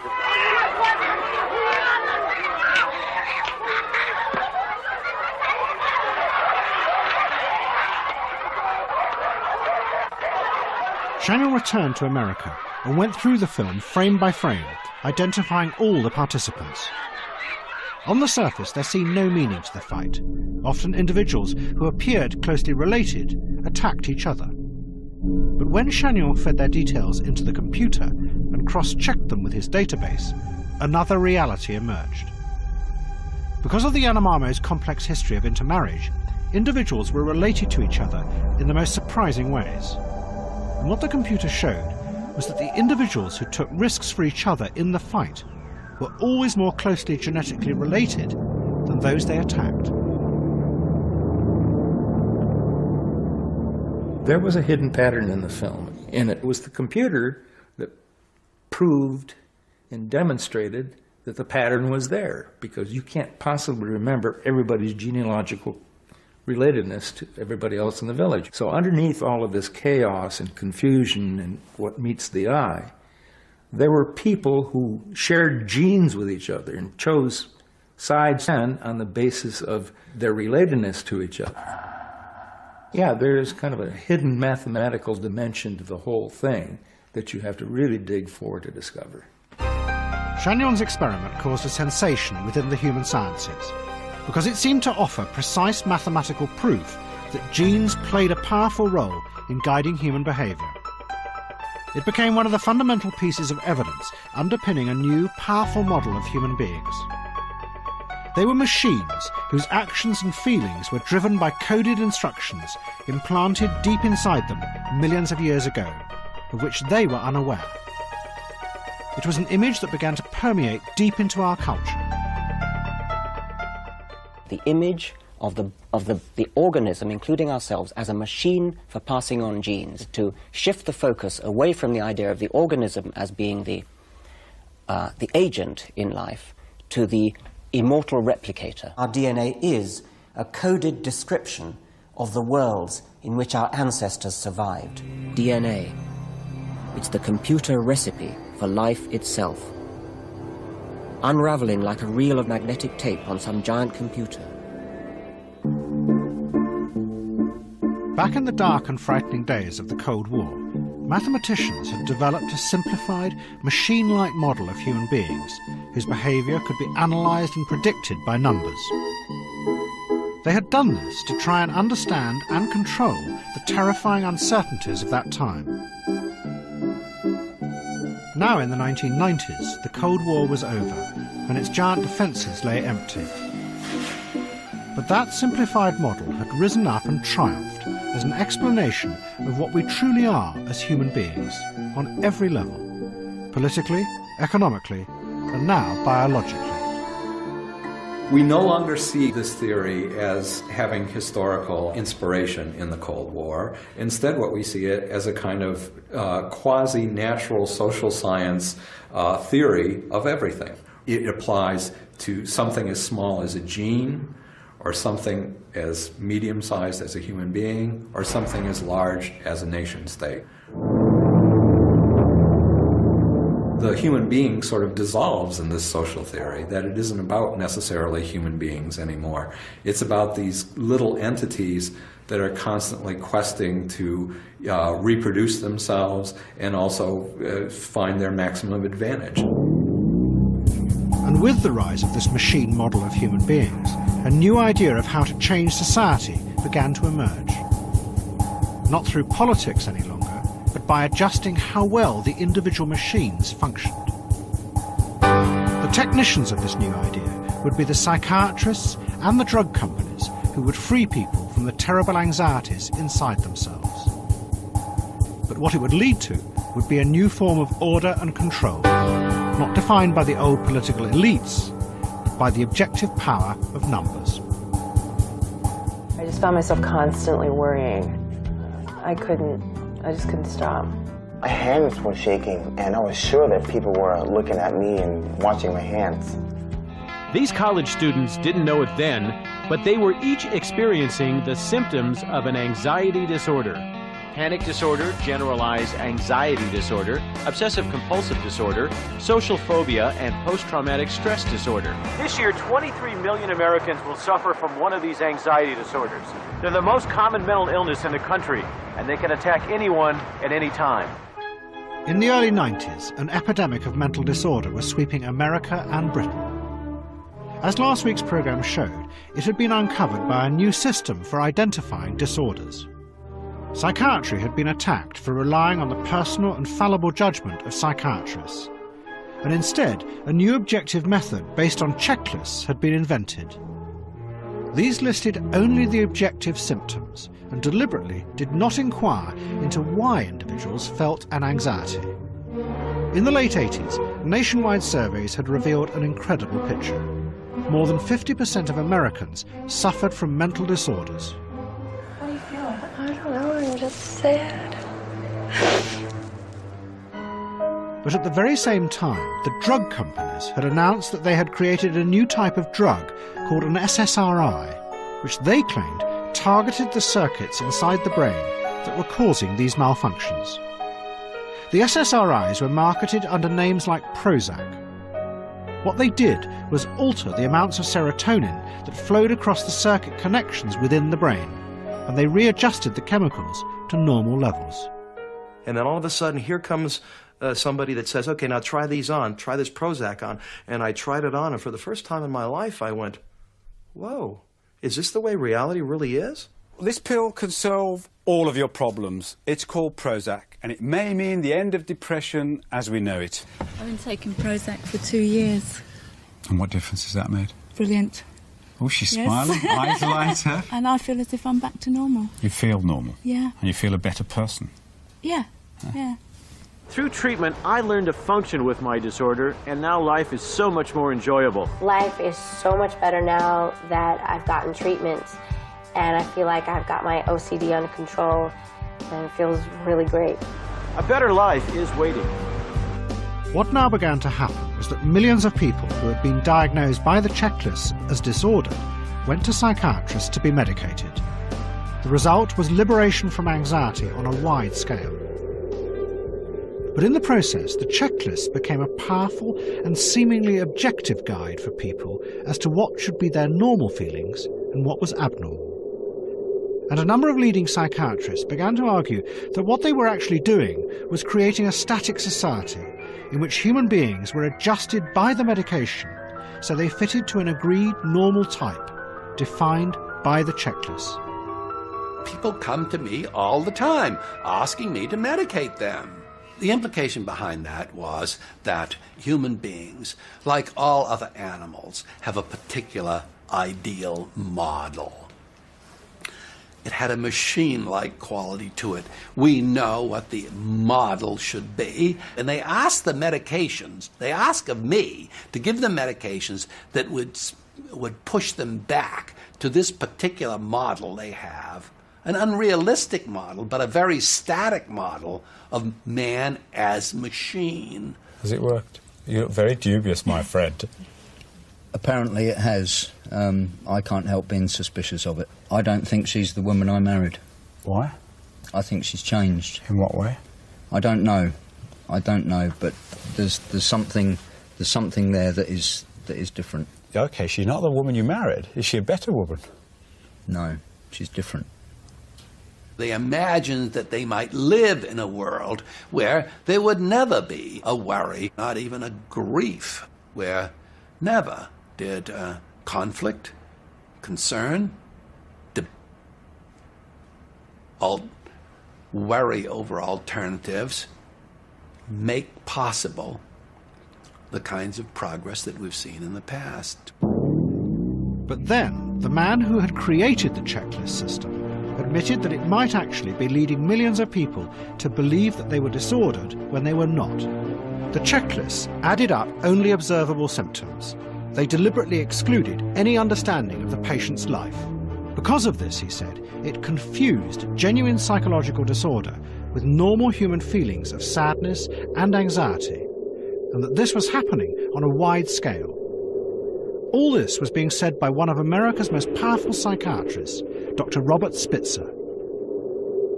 What happened is that we made estimates of prevalence of mental disorders totally descriptively, without considering that many of these conditions might be normal reactions, which are not really disorders. That's the problem, because we were not looking at the context in which those conditions developed. So you have effectively medicalized much of ordinary human sadness, fear, ordinary experiences. You've medicalized them. I think we have, to some extent. How serious a problem it is not known. I don't know if it's 20%, 30%, I don't know. But that's a considerable amount if it is 20 or 30%. What was happening was that large parts of normal human experience, grief, disappointment, loneliness, were all being reclassified as medical disorders. In the process, a new system of management was emerging. The drugs took away those complex and difficult feelings and made the individuals happier. But they also made them simpler beings, more easy to predict and manage, and closer to the machine-like creatures at the heart of the economic models.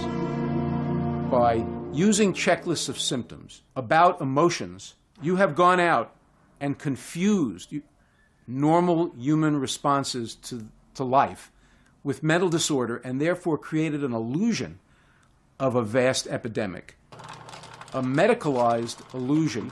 And obviously a situation where you medicalize is a situation where your focus will not be on social change, it will be on controlling individuals to fit in properly. That's the subtle and overall danger here, that it could serve our kind of social economic systems needs in a way in which we become more efficient but less human. What the psychiatrists had discovered was that an objective system based on numbers had led them into a trap. The numbers had imposed their own narrow logic on how we thought and felt about ourselves. And the politicians were about to find that their attempts to manage society by using numbers would also have the strangest consequences. Far from helping them achieve their progressive vision, they would actually make society more rigid and even harder to change. In 1997, New Labour was elected. What it promised was a society free of the arrogance and prejudices of the old elites who had dominated Britain's class system for so long. It is us, the new radicals, a Labour Party modernised, that must undertake this historic mission to liberate Britain from all the old class divisions, old structures, old prejudices, old ways of working and of doing things that will not do in this world of change. Throughout their campaign, New Labour had modelled themselves on the Clinton Democrats.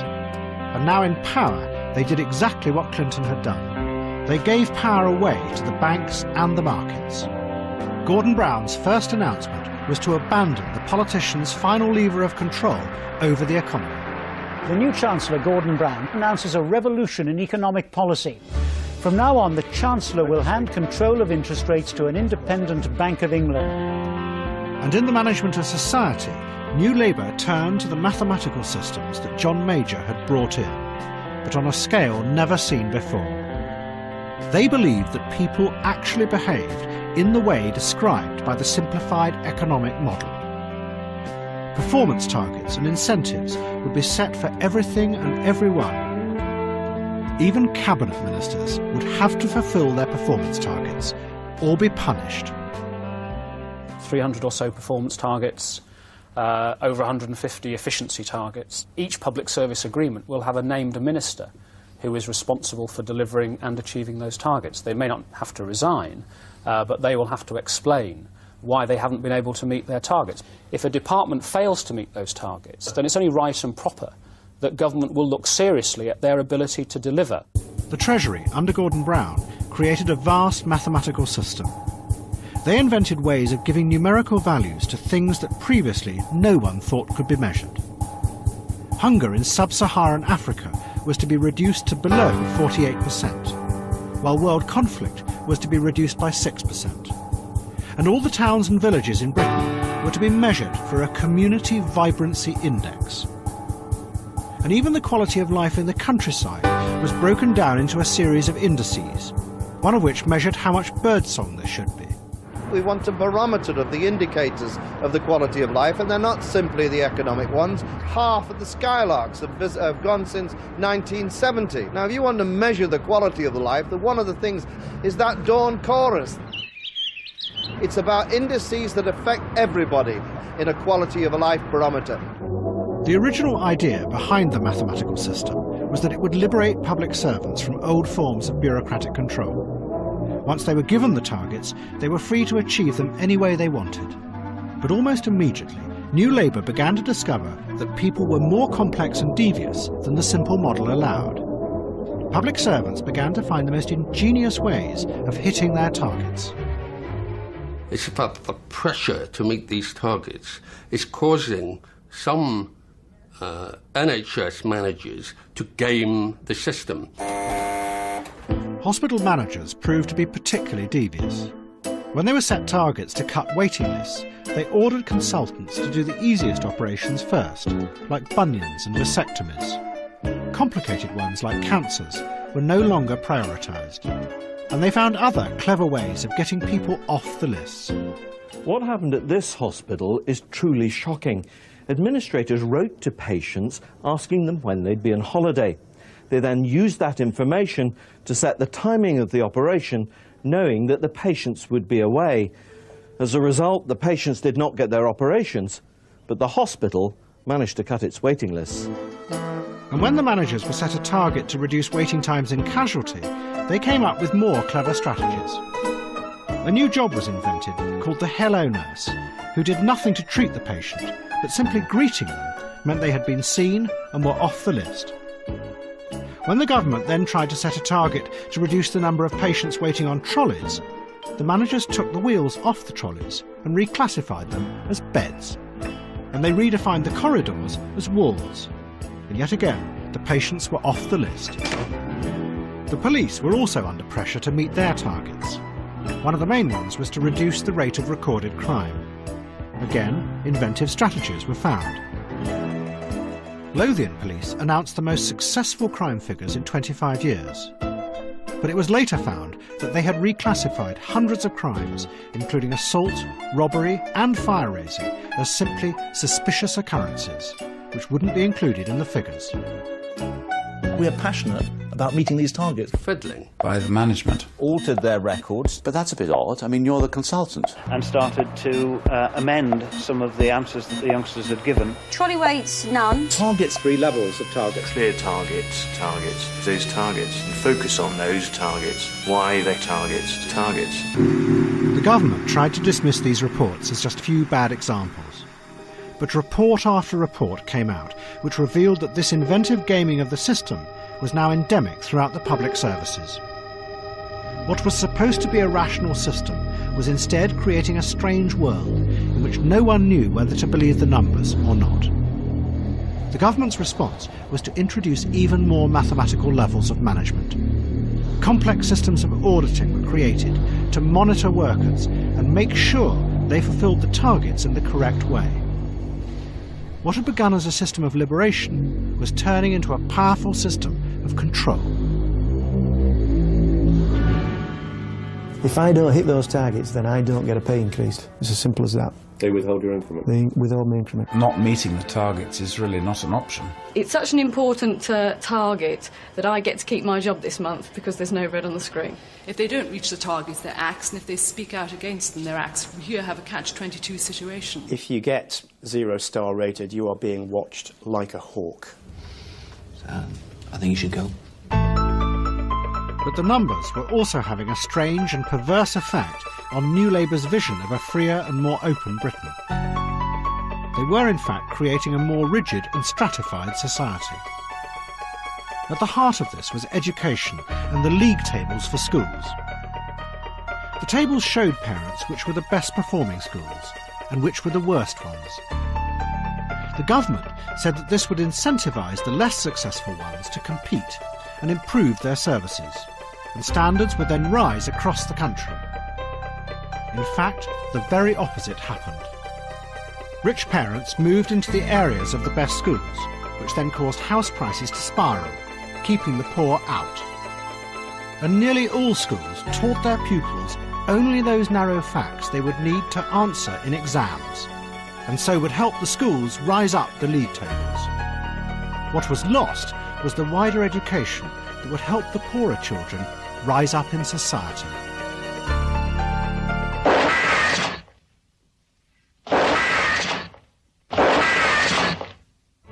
In 2006, a series of reports made it clear that there was a definite link between the government's policies in education and the rise of social segregation based on wealth. This has contributed to a much wider problem. Social mobility in Britain has now ground to a halt. The stark fact is that the children of rich families in Britain today are much more likely to live and die rich than in the recent past, while children from poor families are more likely to live and die poor. The country has become more rigid and stratified than at any time since the Second World War. New Labour had adopted the market model of freedom, believing that there would be a trade-off. They gave up their old political role of intervening in the market to reduce inequality, but what was supposed to follow was a new openness and fluidity in society. In fact, they now have the worst of both worlds. Society has become more rigid, while the inequalities have become more extreme. Under New Labour, the country is even more unequal than it was under Mrs. Thatcher, with an ever-increasing share of the wealth going to a tiny 1% at the top of society. And the inequalities not only affect how you live, but also when you will die. Across the country, differences in life expectancy have increased since 1997. And inequalities in child mortality by class have also increased. A baby born in Hackney is now twice as likely to die in its first year as a baby born in Bexley. Beneath the meritocratic surface, the social class divisions in Britain are hardening and deepening.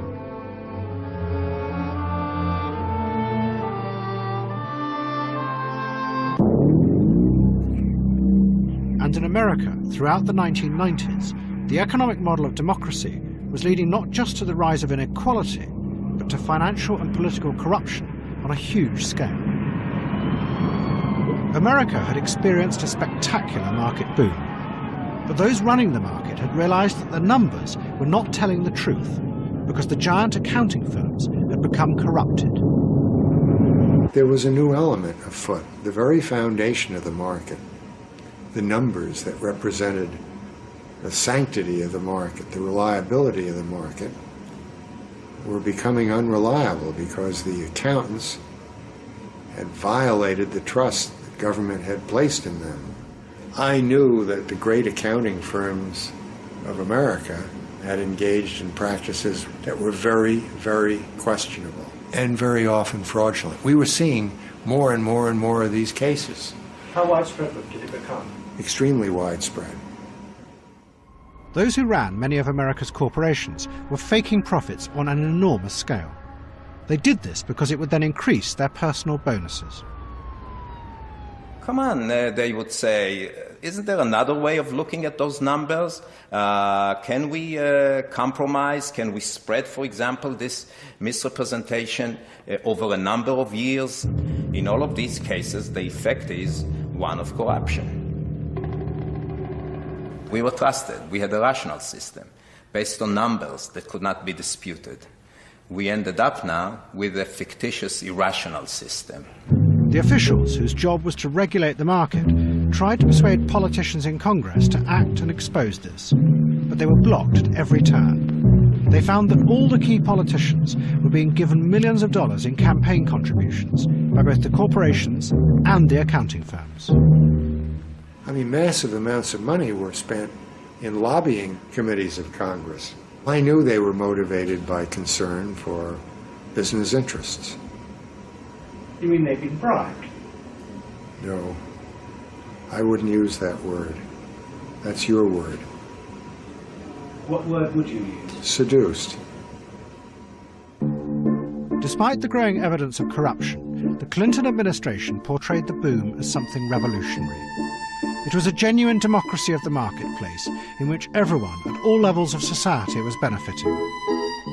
But this was completely untrue. If one compares the incomes of Americans in real terms between the end of the 1970s and the end of the 1990s, those at the bottom of society saw their income actually fall. Those in the middle saw a slight increase, while those at the top increased by an extraordinary amount. If you take income after taxes, you find that the average household cash income in the bottom fifth of Americans went from $9,300 a year to $8,700. You find that the average household cash income in the middle fifth, the median, went from about $31,800 to $33,200. You take the top 1% in the same time period, you go from $256,000 a year to $644,000 a year. That, to me, is the simplest set of numbers I can use to sum it all up. I have many variations, but those just eat right out of the box at you. It's just incredible how you can have something like that. Underlying the political experiments of the 1990s had been a simplified idea of human beings. That at heart they were just self-seeking individuals whose needs could be best met through the marketplace, not politics. If left unregulated, the markets would benefit everyone. In the face of this simple, irresistible argument, politicians had given away much of their power. But what had actually happened was the return of inequalities and social injustices not seen for 100 years. The very thing politicians were supposed to prevent. Politicians now found themselves weakened and corrupted, and without the power to change society. And millions of individuals were left without representation and even less control over their lives. Here is the ultimate irony, because as people began to believe they are just self-seeking, acquisitive individuals, that the democratic systems are fundamentally not nearly as good as the market for fulfilling whatever it is you want, people allowed elites to take over politics, and politics to be distorted and corrupted, so that politics became even less capable of fulfilling people's needs. And meanwhile, the market did not give people good jobs, secure jobs. And so ultimately the individual cannot be fulfilled either through politics or through the market. What had given this simplified view of human beings much of its power had been ideas drawn from both mathematics and biology. As this program has shown, it underpinned a powerful model of ourselves as almost computer-like machines, whose instincts had largely been encoded within them millions of years before. But now, questions were beginning to be asked in the scientific world about whether this was too simple a view of human beings.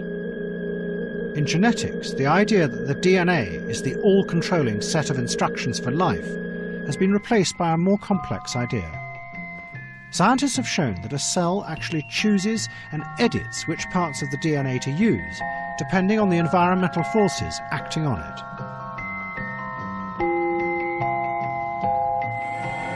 One of the key experiments that showed that the self-interested actions of genes controlled behaviour has also been questioned.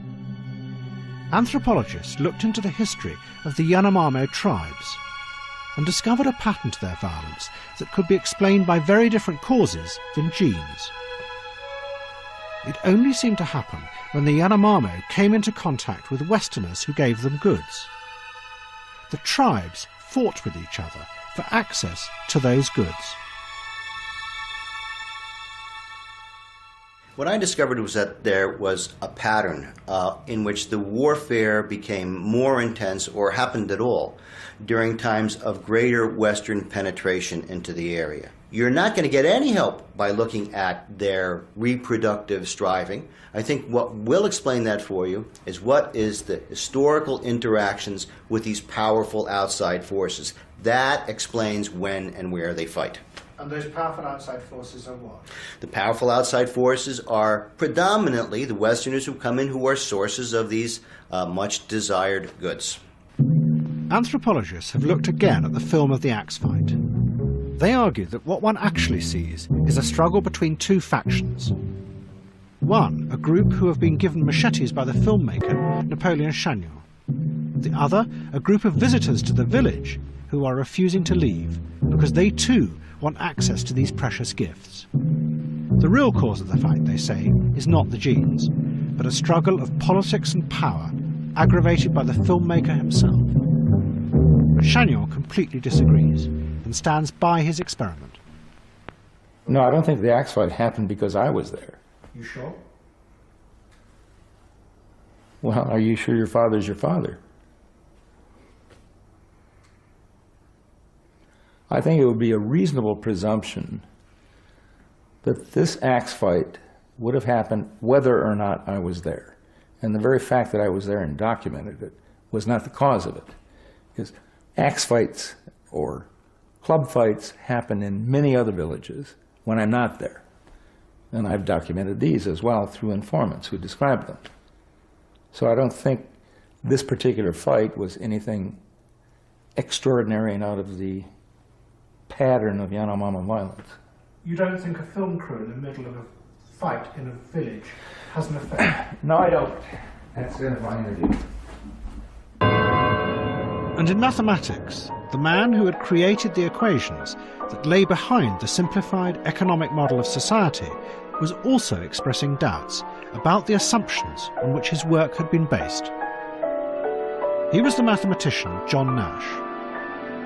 Nash, who has now recovered from paranoid schizophrenia and still works at Princeton, has come to believe that the purely rational, calculating creatures in his model, what he calls the human as businessman, have little connection with the complexity of real human beings. I have had some trouble myself on the psychological level. I've been in mental hospitals, and so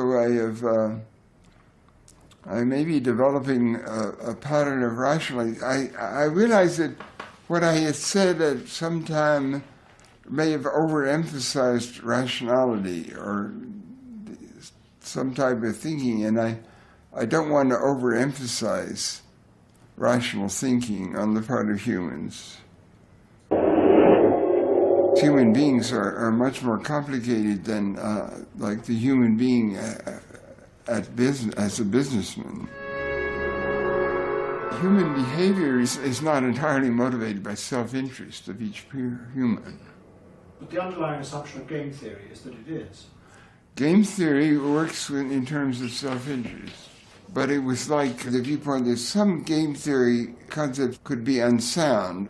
There's overdependence on rationality. That is my enlightenment. And Nash is not alone. In economics, the whole idea that the free market is an efficient system is coming under serious attack. Over the past 5 years, many of the Nobel Prizes for economics have been awarded for research that shows that markets do not create stability or order. That what Adam Smith called the invisible hand is invisible because it isn't actually there. And politicians do have a powerful role to play in controlling the markets. And a new discipline called behavioural economics has been studying whether people really do behave as the simplified model says they do.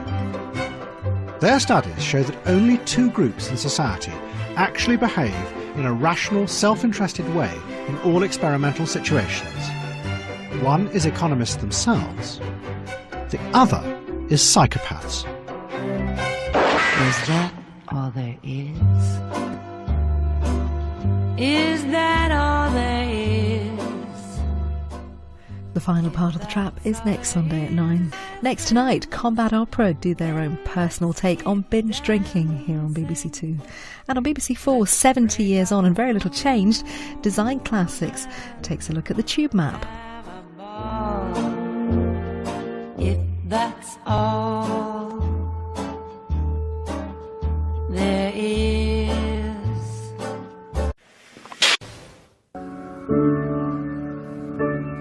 This series of films has told the story of the rise of a narrow and peculiar kind of freedom. The last 2 programmes have shown how politicians from both the right and the left came to believe in a simplistic model of human beings as self-seeking, almost robotic creatures. Out of this came a new and simplified idea of politics. No longer did politicians set out to change the world. Instead, they saw their job as being to deliver nothing more than what these free individuals wanted.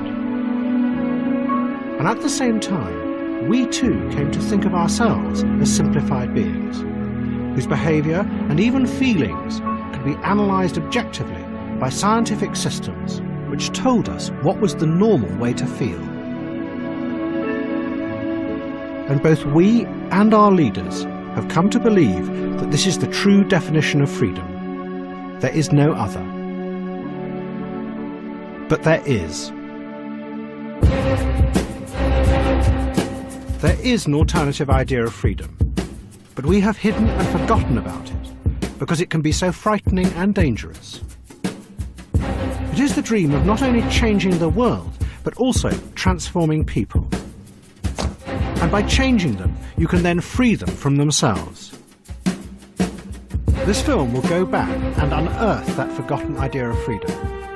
It will show why it is so dangerous and why it was hidden. But it will also show why this idea still haunts us. Because it inspires people. It offers hope and meaning in a way that our narrow version of freedom was deliberately designed to exclude. The architects of our present world set us a terrible trap. In seeking to protect us from the dangers of the other kind of freedom, they led us into a world without meaning.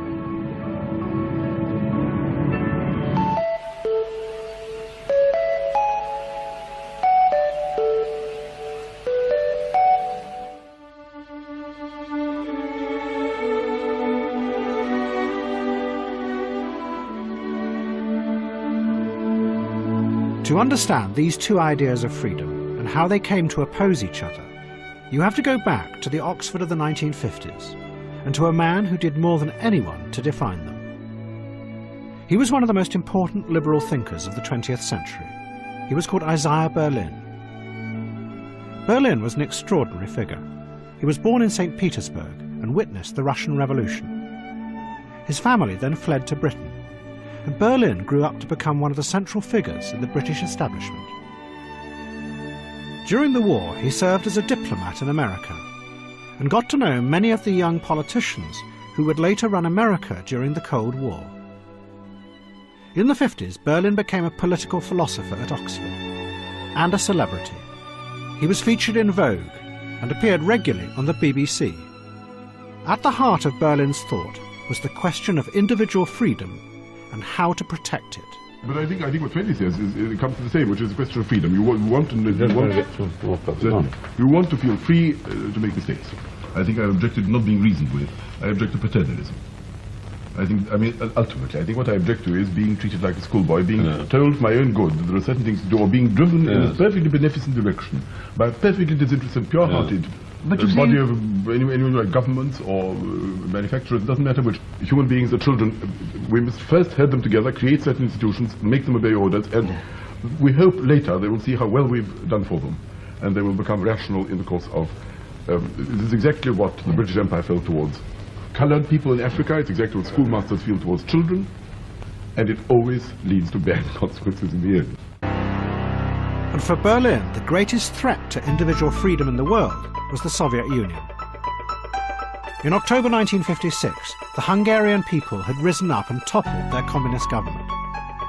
In response, Soviet forces invaded and brutally suppressed the rebellion, massacring thousands. The Soviet action shocked the world, and for Berlin it defined the central paradox of the age. How could the Soviet system, which had been designed and built on the dream of liberating individuals from tyranny, have become such an oppressive and tyrannical force in the world? Berlin believed that he had the answer, and he set out to explain what had happened.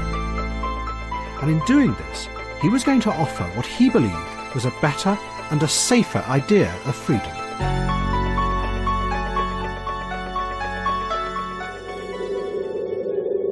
In 1958, Berlin gave a lecture at Oxford, which he called Two Concepts of Liberty.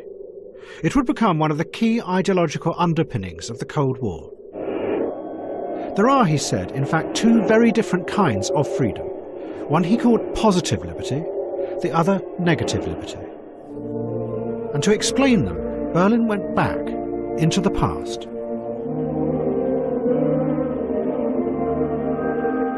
Both ideas originated, he said, in the same impulse more than 200 years before, at the time of the French Revolution, of individuals wanting to free themselves from the oppression of tyrants and despots. Positive liberty, Berlin explained, was born out of the belief of those who led these revolutions that to be truly free, people had to be transformed. They had to become better, rational beings. And only the leaders knew what that ideal human being should be and how it could be created. This, Berlin said, led to a terrible logic in all revolutions. The masses, who did not realize what true freedom was, had to be coerced.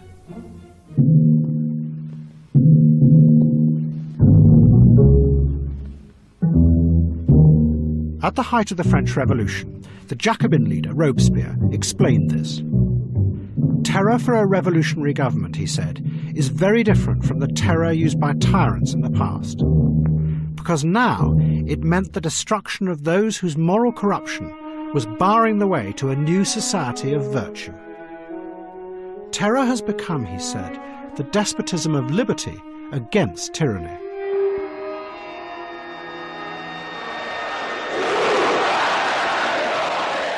Another of the Jacobins, Saint-Just, put it more simply.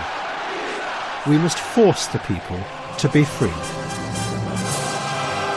From the French terror to the show trials and the mass executions in the Soviet Union, this logic always led, Berlin argued, to horror and the very opposite of freedom. Positive liberty, he said, would always fail because it was driven by a false belief that there was one true answer to all human ills. Once you believe that, the idea of the final answer to human ills, if it is the final answer, then no sacrifice is too great for it. Right? And even if you have to kill people for it, this is the one end, the permanent bliss, happiness of mankind is surely worth it.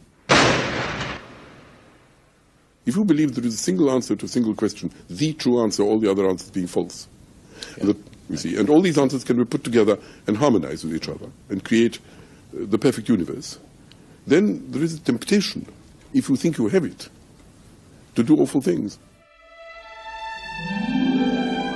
Against this corrupt ideal, Berlin defined his other idea of freedom, negative liberty. Negative liberty, he said, is the freedom of all individuals to do what they want and nothing more. There should be government and laws to ensure that individuals' actions do not interfere with each other's freedoms. But other than that, power should be restrained.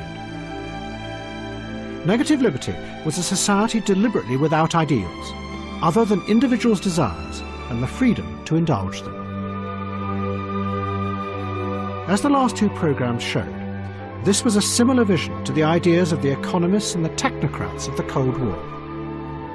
They had put forward an idea of a society comprised only of millions of self-seeking individuals, which, their mathematics said, would lead automatically to stability and order. What Berlin was doing was giving this vision a sense of destiny and historical inevitability.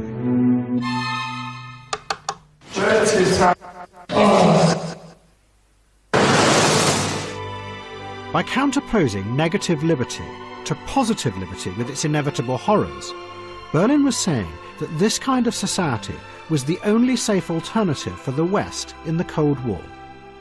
It was the kind of freedom it was fighting for. Berlin's lecture was published, and it became a defining vision for a generation who set out to educate the masses that all attempts at revolution, however seductive and romantic, would always lead to disaster, and that power always had to be restrained. What is that I hear? That note of urgency, of indignation, of spiritual hunger. Yes, it's Beethoven. It's the sound of European man once more reaching for something beyond his grasp. Oh, freedom, freedom, come to us again. This cry has echoed through all the countless revolutionary movements of the last century.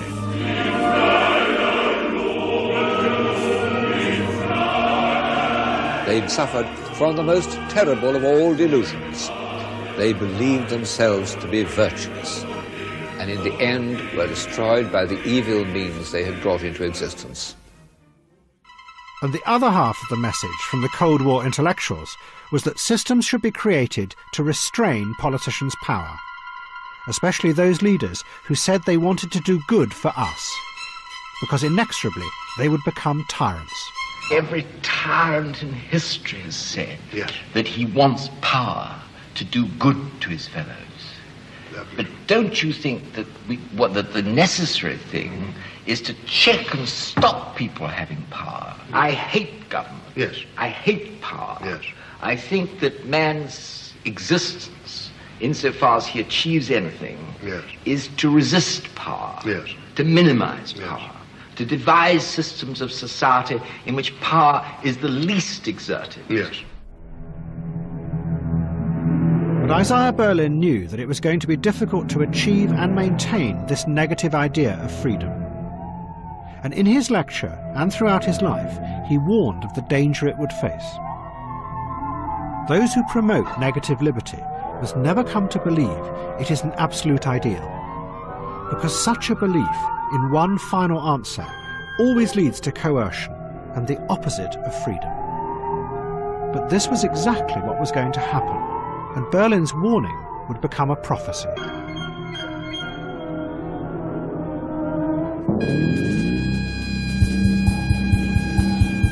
Ironically, this corruption of negative liberty would begin with the resurgence of positive liberty.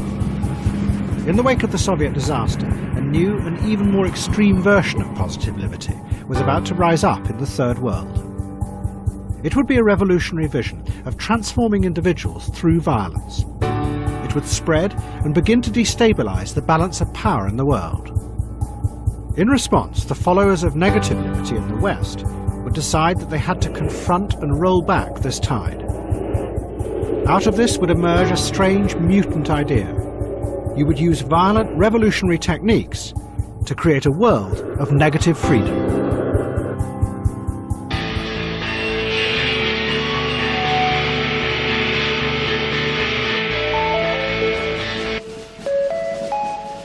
In the late 50s, a series of wars of liberation began.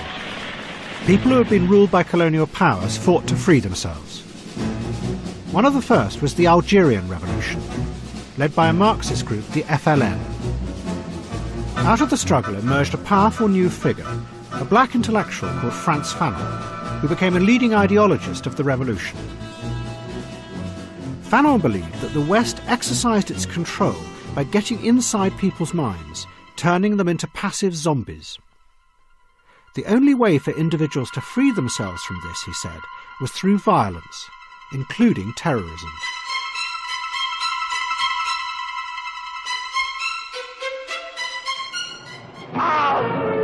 Violence was not just a battle against the military. The very experience of the armed struggle would, Fanon said, be cathartic. It would awaken the revolutionaries from the West's insidious form of control and turn them into what he called new men. A famous film called The Battle of Algiers was made, which dramatised Fanon's ideas. This is the bit that interests Fanon, the seizure of liberty by the oppressed people. And he thought that there was something liberating about that very act of armed seizure, of defeating the enemy, and the self-respect which would arise from an autonomous struggle of that kind. Constructing the new man entirely, the freed out of this struggle, as if, the traumas of the past, of previous relations could be wished away, as if the Revolutionary War would be a sort of blanking out of everything, and a complete tabula rasa, start again from the beginning.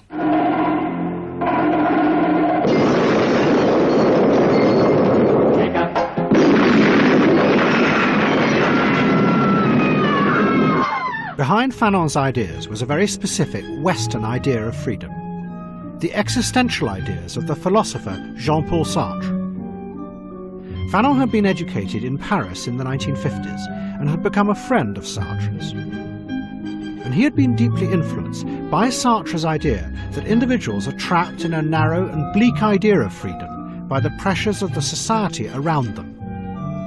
To achieve true freedom, Sartre said, one had to find ways to break through this illusion. And what Fanon did was turn this idea into a revolutionary theory. And his ideas became the guiding force behind nearly all the Third World revolutions of the 60s and the 70s. They inspired Che Guevara, Yasser Arafat, and Steve Biko in South Africa.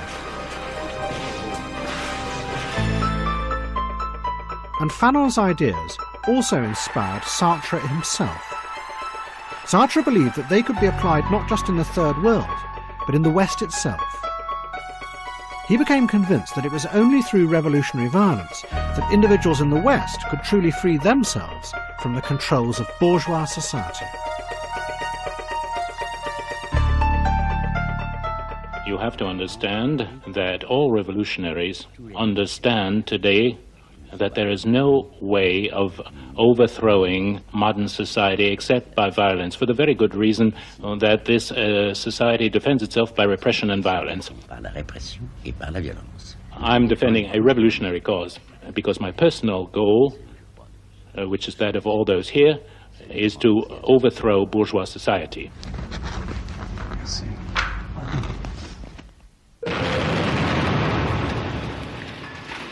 Out of ideas like these came waves of terrorist attacks in Europe in the early 70s. Those who led the attacks believed that the terror was a way of breaking through the bourgeois facade to a new freedom. Then, in 1975, the logic of this idea reached its most extreme incarnation, when the Khmer Rouge revolutionaries liberated Cambodia. Their leader, Pol Pot, had also studied revolutionary theories in Paris. And he believed that the only way for Cambodian society to reach utopia was to destroy the whole of bourgeois society and start again, back to year zero.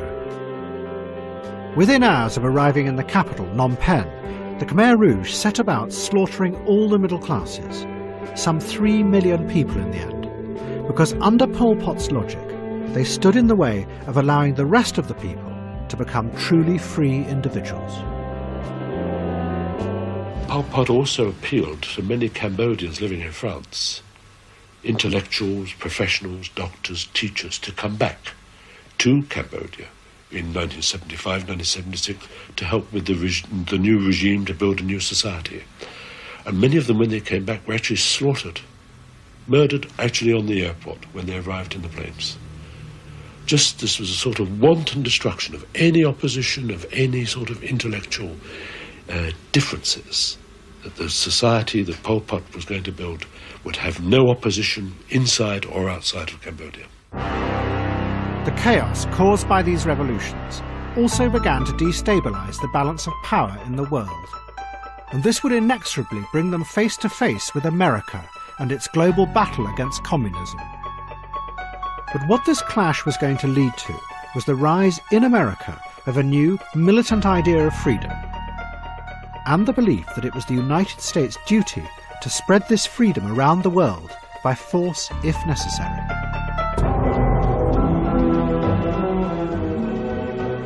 Ever since the Second World War, American governments had struggled to contain the spread of communism, and the wave of Third World revolutions was a dangerous new phase in this battle. To try and stop it, during the 1960s and 70s, American governments adopted a ruthless strategy, backing dictators and tyrants around the world who offered to contain these revolutionary forces. They did this by repressing or killing thousands of their own people.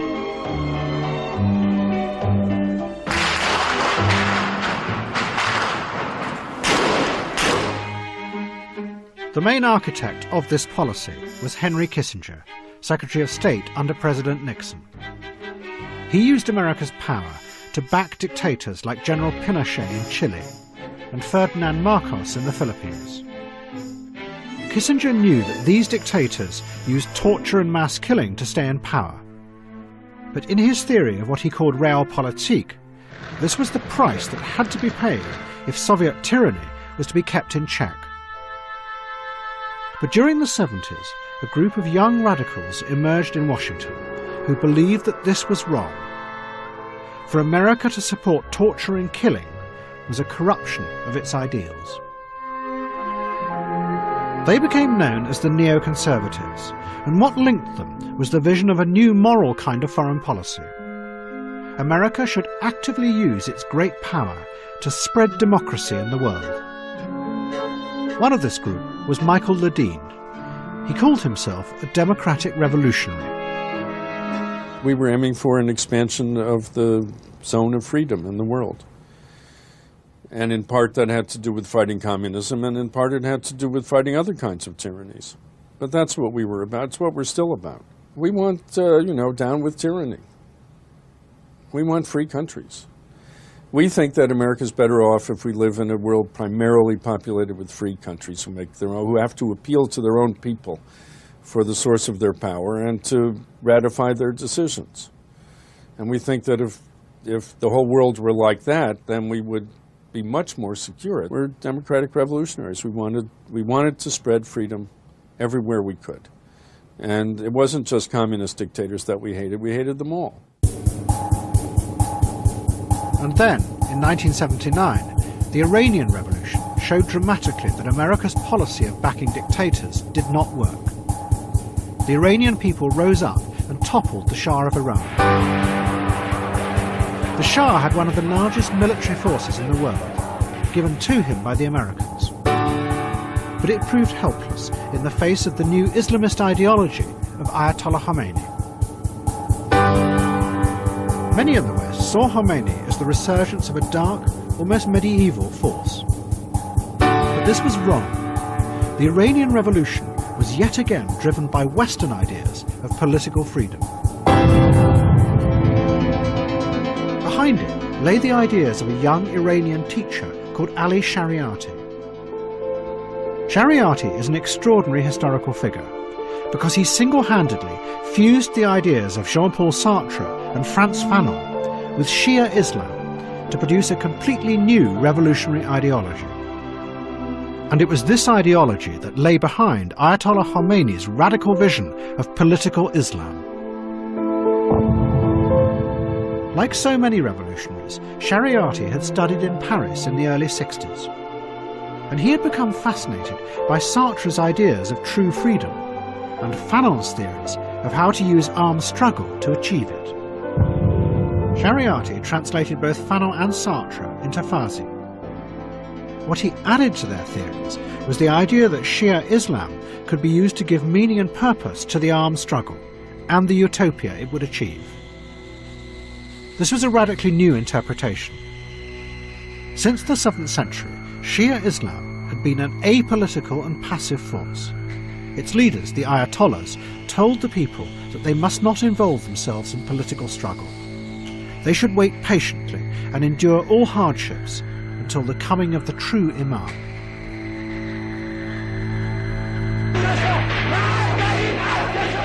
But Shariati had turned Shia Islam into a revolutionary political force that yet again offered to liberate people and transform them in the here and now. It was these ideas that Ayatollah Khomeini had taken up and used to overwhelm America's ally. And in the slogans shouted on the streets in Tehran, what you hear are the Western ideas of positive liberty and the theories of Frantz Fanon.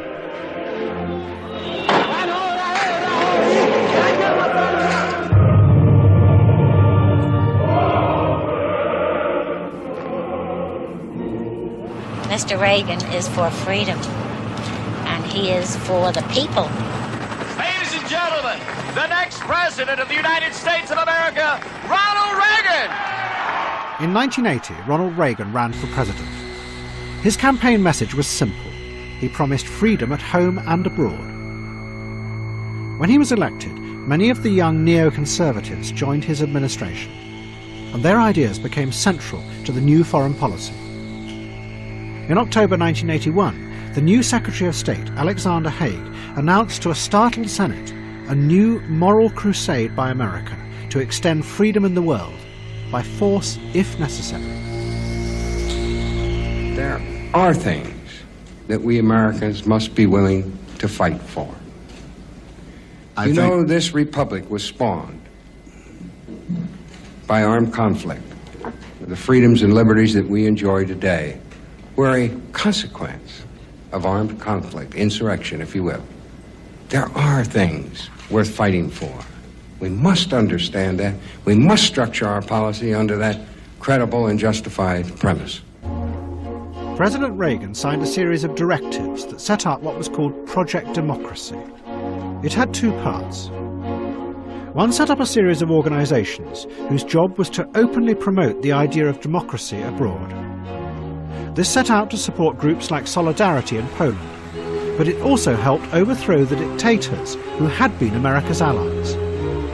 The Reagan administration forced both Ferdinand Marcos and General Pinochet to call elections, which led to their downfall.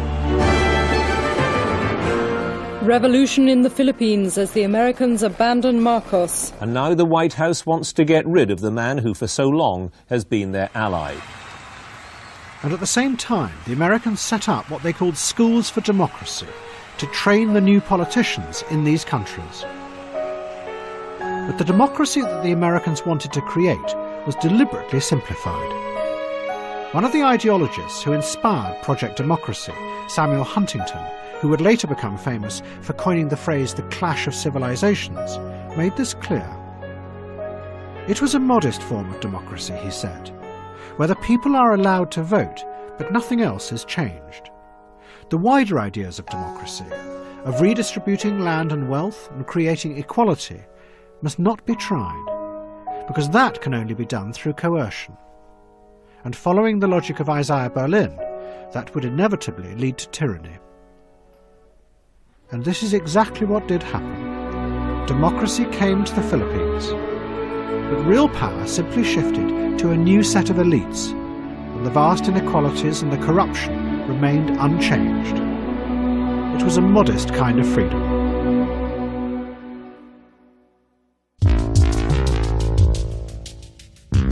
The other part of Project Democracy was to use military force in secret operations to overthrow foreign regimes that stood in the way of freedom. The main target was the government of Nicaragua, the Sandinistas. The Sandinistas were Marxist revolutionaries who had seized power in 1979, but since then they had held elections and had been democratically elected. The Reagan administration dismissed this, though, as a sham, and an operation was set up to enforce the right kind of democracy by overthrowing the Sandinistas if necessary. The man in charge was a leading neoconservative, Elliot Abrams. What we seek is democracy in Nicaragua, a Nicaragua at peace with its inhabitants and with its neighbors. That might not require a change in the government. What it requires is a change in the policy of that government at the very least. You want them to surrender to the United States definition? We want them to stop subverting their neighbors and repressing the people of Nicaragua. Now, does that require the overthrow of the government? Well, it doesn't if they change their behavior. And that's the question. What do you need to do to get them to change their behavior? The answer is pressure. The Americans started funding and training a counter-revolutionary army called the Contras. But there was enormous political opposition in the United States. And to get round it, the leaders of Project Democracy set out to frighten the American public. An agency called the Office of Public Diplomacy was set up that disseminated what was called white propaganda. It produced dossiers and fed stories to journalists that proved that Soviet fighter planes had arrived in Nicaragua to attack America. Another story, from intelligence sources, said that the Soviets had given stockpiles of chemical weapons to the Sandinistas. President Reagan appeared on television with maps to show how quickly such a chemical attack could be launched on America itself. It was only a matter of time. The simple questions are, will we support freedom in this hemisphere or not? Will we defend our vital interests in this hemisphere or not? Will we stop the spread of communism in this hemisphere or not? Will we act while there is still time? Reagan also told America that Nicaragua was part of an axis of rogue states, including Iran and North Korea, who together ran a global network of terror. Those who ran the Office of Public Diplomacy called this technique perception management. The thinking was that if you could control the perceptions of the American people about events, that would help you bring them on board. If they thought something was a huge threat to them, they perceived it that way, then they would react a certain way. They would react in support of a more aggressive policy. Well, you try to convince the American people that these folks are out to get you. So we had extreme suggestions that the Sandinistas in Nicaragua, who were a rather pathetic force, having been to Nicaragua and seen them, that they would somehow they'd be threatening Texas or they'd be threatening the Panama Canal. Today, El Salvador and Guatemala. Tomorrow, the United States. You could take small threats and make them huge threats. You can make the Sandinistas appear like they're going to conquer the United States. What was happening was that the neoconservatives were beginning to believe that their ideal of freedom was an absolute, and that this then justified lying and exaggerating in order to enforce that vision, that the end justified the means. Although they portrayed the Contras as freedom fighters, it was well known that they used murder, assassination and torture, and also were allegedly using CIA-supplied planes to smuggle cocaine back into the United States. And to finance the Contras, the neoconservatives were even prepared to deal with America's enemy, the leaders of the Iranian Revolution. In 1985, those running the Nicaragua operation held a series of secret meetings with Iranian leaders in Europe. They arranged to sell the Iranians American weapons. In return, the Iranians would release American hostages held in Lebanon. Then the money from these sales would be used by those running Project Democracy to fund the Contras.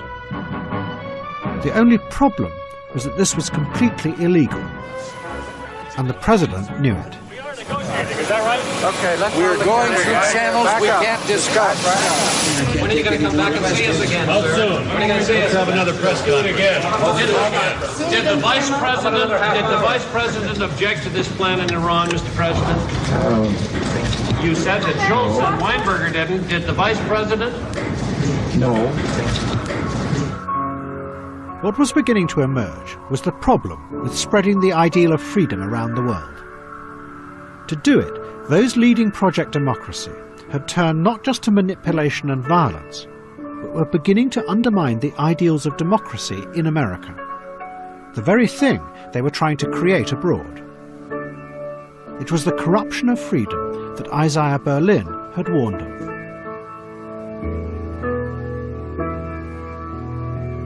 But all these problems were about to be put aside because the West's idea of freedom was about to triumph in the Cold War.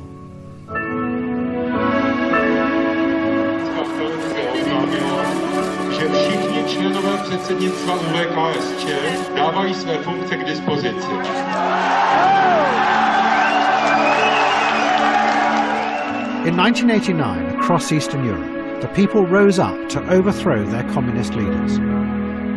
It was a remarkable series of revolutions, all driven by the desire for freedom and the ending of tyranny. The momentum of these revolutions was unstoppable, until in December 1991, the Soviet Union was finally dissolved, and Boris Yeltsin became president of Russia. For many in the West, above all America, this was the triumph of liberal democracy and its ideals. This belief was summed up in the epic argument put forward by the political philosopher Francis Fukuyama, that the world had arrived at the end of history. All competing ideologies, he said, were now dead, and liberal democracy would spread unchallenged around the world. What you've seen happening in this century, when we began it, there were many competitors to liberal democracy, leftover hereditary monarchies, fascist dictatorships, communist totalitarianism. And virtually all of those major competitors have now disappeared by the end of the 20th century. So that, in a way, it indicates that liberal democracy is now, spread in place of these, that liberal democracy, in the end, is the best arrangement of politics by which people can be recognized on a kind of universal and rational basis. out of this was going to come an epic revolutionary attempt to reconstruct the world. The aim would be to create a utopia based on the idea of negative liberty. It would be a world in which all individuals would be free to do what they wanted without coercion by elites or tyrants any longer. It would be the triumph of Isaiah Berlin's idea of freedom, and it would begin in Russia.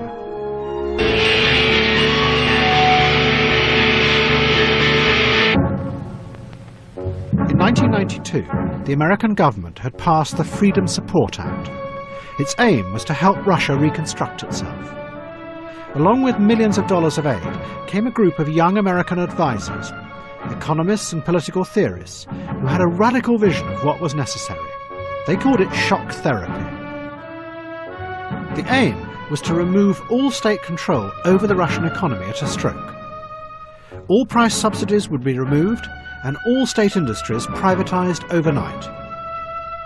Their leader was a Harvard economist called Jeffrey Sachs. We have the best hope right now, the best reformers, the most westward-looking leaders in this country. But there are people around that want to close up, that are the xenophobes, that are the extreme nationalists, that believe that the West has stabbed this country in the back. There are real possibilities of political disaster lurking here. It's not a matter of days, but it is a matter of weeks and months, and the people must have hope. The Americans allied themselves with a group of young radical free marketeers around Yeltsin, and together they drew up a plan. Underlying it was a theory of how to transform society by creating new human beings. As last week's programme showed, it was the same theory that lay behind the rise of what was called market democracy in Britain and America in the 1980s. The theory said that if one destroyed all the elite institutions that in the past had told people what to do, and instead allowed individuals to become independent in the marketplace, then they would become new kinds of rational beings, choosing what they wanted. Out of this would come a new form of order and a new kind of democracy, in which the market, not politics, gave people what they wanted. But things didn't work out as the theory predicted. Что это такие проблемы? Советский Союз разрушен. Что это такие проблемы? Советский Союз. On the first day of the plan, all price controls in Russia were removed, and the cost of all goods soared. Millions of people found themselves unable to afford even the most basic of goods, and with no one to help them.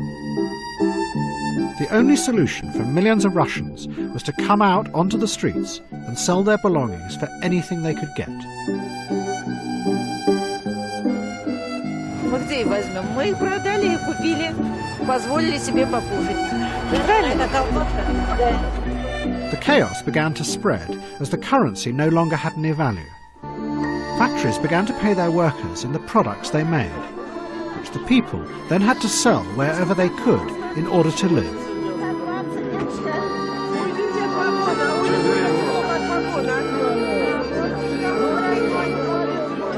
Then the privatization plan kicked in. Every Russian was given vouchers to buy shares in the privatized companies. But desperate for cash, they simply sold their vouchers to ruthless businessmen for a fraction of their worth. And a new elite began to emerge who snapped up vast sections of Russian industry. They became known as the oligarchs. Faced with this, the deputies in the Russian parliament began to protest against what they called economic genocide. It led to chaos and violence inside parliament. And in the face of this, the group of reformers around Yeltsin persuaded him he had to suspend parliament. С сегодняшнего дня прерывается осуществление законодательной, распорядительной и контрольной функций Съезда народных депутатов и Верховного Совета Российской Федерации. In protest, the deputies occupied parliament. Yeltsin's response was brutal. He ordered the army to attack. The deputies were arrested, and Yeltsin announced that he would now rule by decree.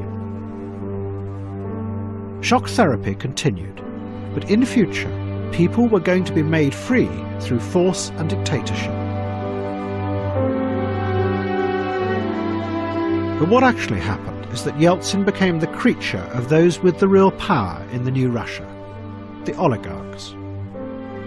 In return for loans, Yeltsin gave oligarchs like Boris Berezovsky the rest of Russian industry, sometimes at less than 2% of its real value. And then, in 1998, the experiment came dramatically to an end. Russia's economy is out of control tonight and it's causing an international financial crisis. Huge queues in Moscow, there's a run on the banks, the ruble's lost nearly half its value and prices are soaring. Пожалуйста, I found them frightened, baffled and angry. My money, she says. They won't give me my own money. What shall I do? I called Smolensky, the head of the bank, but his secretary said he wasn't in. It's horrible. The days of economic reform seem to be well and truly over here. Out of this economic catastrophe, a new order emerged. But it wasn't the spontaneous order dreamt of by the free market utopians. It was the very opposite, a harsh, tough nationalism imposed by the new president, Vladimir Putin. Putin arrested or exiled the major oligarchs and set about dismantling many of the democratic freedoms in the new Russia. But this was welcomed by the majority of Russians, who now wanted order, not freedom. The people are interested in getting their wages paid in time. They want electricity back into their homes. Many of them are disillusioned in democratic values, don't care about freedom of speech, freedom of press, many other freedoms. The idea of negative freedom that the market utopians had tried to create in Russia was based on a scientific idea of human beings as rational, calculating individuals who sought only their own desires and advantage. When Isaiah Berlin had defined that model back in the days of the Cold War, it had had a meaning and purpose as a safe alternative to the threat of communist tyranny. But now, in this new world, the grandeur that Berlin had given it fell away, and negative freedom was being revealed as the limited idea it really is. What President Putin could offer Russians were other things: security, dignity, and above all, a meaning that went beyond their own individual lives. Мы вместе защитили большую советскую родину, сохранили независимость нашей страны. Мы привыкли побеждать. Эта привычка вошла нам в кровь, стала залогом не только военных побед. Еще не раз она выручит в мирной жизни. But at the start of the 21st century, there was going to be one more heroic attempt to spread the idea of negative liberty around the world. And one of the central figures in this utopian mission was going to be the British Prime Minister, Tony Blair. Right, good morning everyone. Now in a moment, Michael's going to talk to you about... When New Labour came to power, they had tried to apply the simplified economic model of human beings to all areas of society. And the Prime Minister's press conferences became an endless procession of graphs and tables, proving that the government was meeting its performance targets. This was the politics of negative liberty, trying to give people simply what they wanted. But Blair believed that politics could be more than this. He had read Isaiah Berlin's lecture on the two concepts of liberty. And after he came to power in 1997, Blair wrote a letter to Berlin. In the letter, Blair asks Berlin whether it is possible to go beyond the narrowness of negative liberty. The limitations of negative liberty, Blair wrote, are what have motivated generations of people to work for positive liberty, despite what happened in the Soviet Union. Surely, he asks Berlin, just because socialism has collapsed, it doesn't mean that the left can't have the confidence to fight against authority, intolerance and hierarchy and build a more equal society. Isaiah Berlin was on his deathbed and never replied. But what Blair was asking him was whether it was somehow possible to combine the two ideas of freedom. And this is what Blair was going to try and do, not at home, but abroad. It began in Kosovo. In 1998, Blair helped persuade the Americans to join a NATO bombing campaign of Serbia. The aim was to force President Milosevic to stop the ethnic cleansing by Serbian troops. For President Clinton, it was a short-term humanitarian mission. But Blair saw something far deeper. It was the beginning of a new, universal principle that should be applied across the world. In the modern interconnected global society, Blair believed that the West now had a duty to intervene in countries where individuals were threatened by tyranny and bring liberty to the people. He outlined this dramatic new vision at a speech in Chicago in 1999. This is, I believe, a just war. Acts of genocide can never be a purely internal matter. If we can establish and spread the values of liberty, the rule of law, human rights and an open society, then that is in our national interest too. The spread of our values makes us indeed safer. Does anyone believe that Serbia or Iraq would be nations that originate conflict if they were democracies?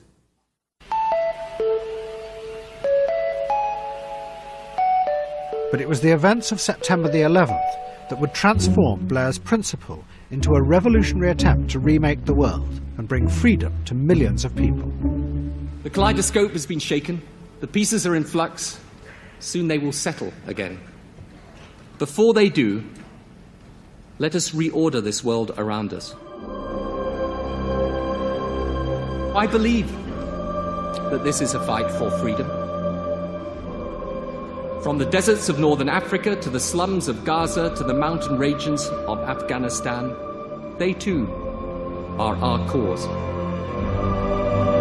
At the same time, the September the 11th attacks had brought many of the democratic revolutionaries from the 1980s back to influence in Washington.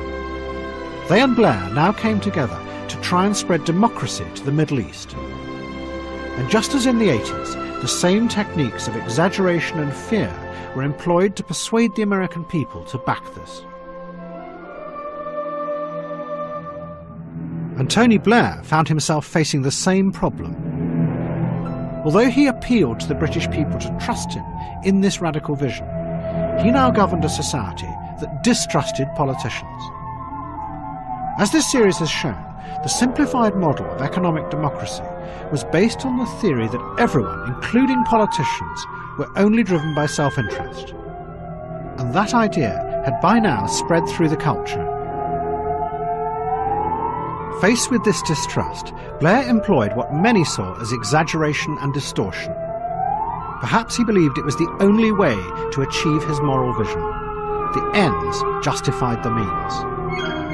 The read we get on the people of Iraq is there's no question but what they want to get rid of Saddam Hussein, and they will welcome as liberators the United States when we come to do that.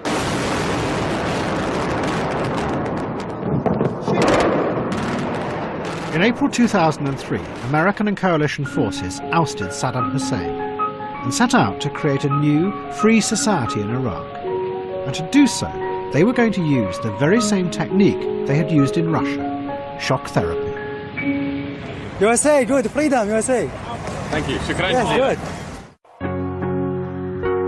The head of the Provisional Authority, Paul Bremer, arrived in Iraq with a plan drawn up by a radical group of economists that was even more extreme and more utopian than had been tried in Russia. The people were to be liberated from all forms of state control, and Bremer immediately set about sacking all members of the Ba'ath Party who had run Iraqi society. It was a dramatic revolutionary move. Overnight, the Americans destroyed the civic structure of Iraqi society. But instead of trying to create new institutions, Bremer's plan then set out to engineer the perfect market economy, which the Americans believed would then automatically create a new democracy. All industries and public services were to be privatized immediately. The country would then be thrown open to international corporations, who in return for investing could take 100% of their profits out of the country untaxed. Only one of Saddam Hussein's laws remained, the one that restricted trade unions. Out of this was supposed to come spontaneous order. What resulted was chaos.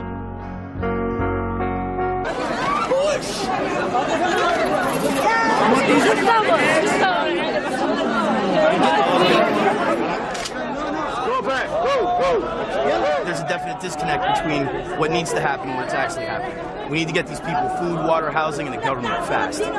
Here, on the lowest level of military hierarchy, I don't see it happening. I see nothing of this happening, and I'm sure there are plans being made, papers drafted, whatnot, but these people don't see that, and I don't see it, and that's what makes them angry, and that's what makes them want to attack us. What are you trying to do? Trying to change these people's way of, I don't know.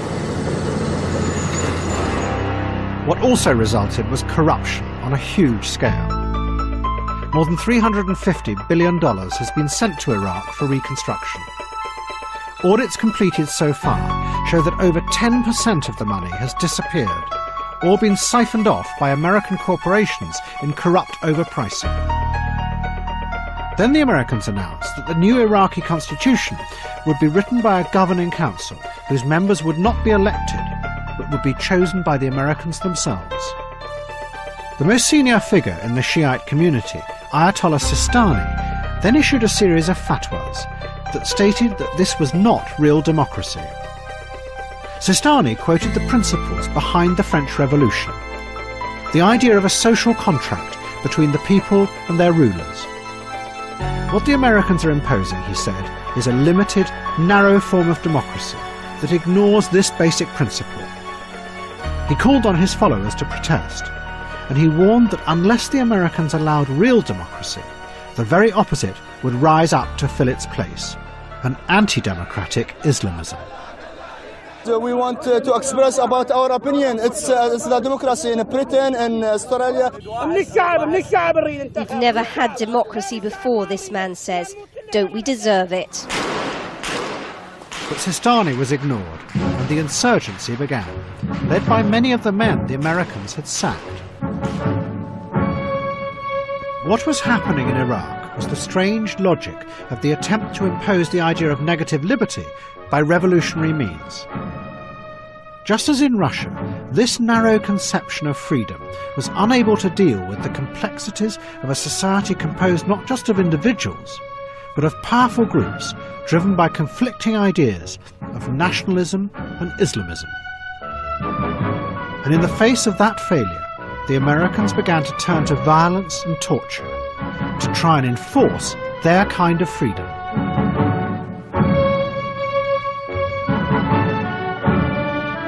And at the same time, the Islamists turned to killing and assassination in order to enforce their revolutionary vision of an Islamist state.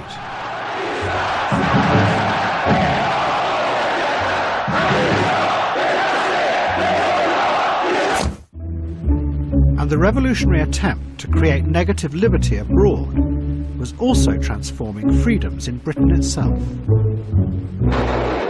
Your democratically elected governments continuously perpetuate atrocities against my people all over the world, and your support of them makes you directly responsible.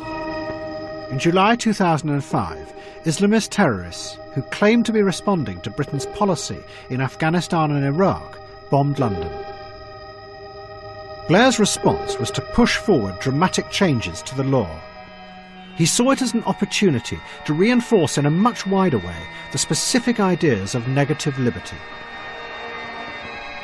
Blair believed that the criminal justice system protected the accused at the expense of the innocent law-abiding individual, and that should be changed. The fundamental dilemma is this: how do we reconcile liberty with security in this new world? When a crime goes unpunished, that is a breach of the victim's liberty and human rights. When we can't deport foreign nationals, even when inciting violence, this country is at risk. Let liberty at last stand up for the law-abiding citizen in this country. What Blair was proposing was that from antisocial behaviour through to terrorism, individuals could be detained or punished on far less evidence than before, or even on the suspicion that they might commit a crime in the future. There has been enormous opposition to this from the legal profession. They argue that it opens the way to the arbitrary use of power by governments. Politicians can now decide who is a normal law-abiding citizen and who is the individual whose ideas might lead to dangerous crimes in the future and should be locked up with little or no evidence. Yet again, negative liberty has transformed itself into what Berlin had warned against. It's become a version of its opposite, positive liberty. Our political leaders have the power to decide what is the right kind of free individual and to punish those who do not conform to that ideal.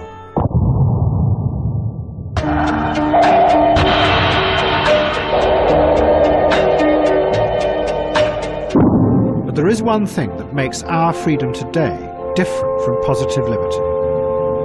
Positive liberty is driven by a vision that freedom is for something. The freedom to do or to become something new, out of which a better world will come. Negative liberty has no such vision. It isn't for anything. At its heart, it has no purpose other than to keep us free from unnecessary constraint or harm.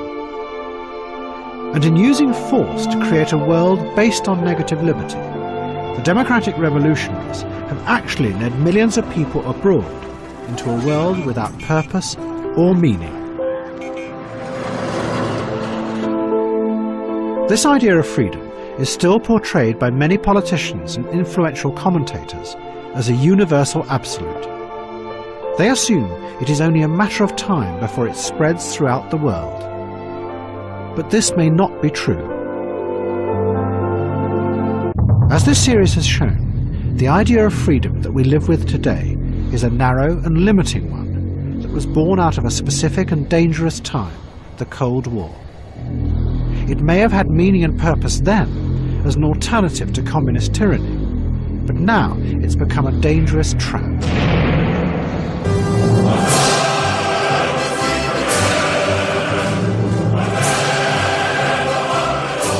Our government relies on a simplistic economic model of human beings that allows inequality to grow and offers nothing positive in the face of the reactionary forces they have helped to awake around the world.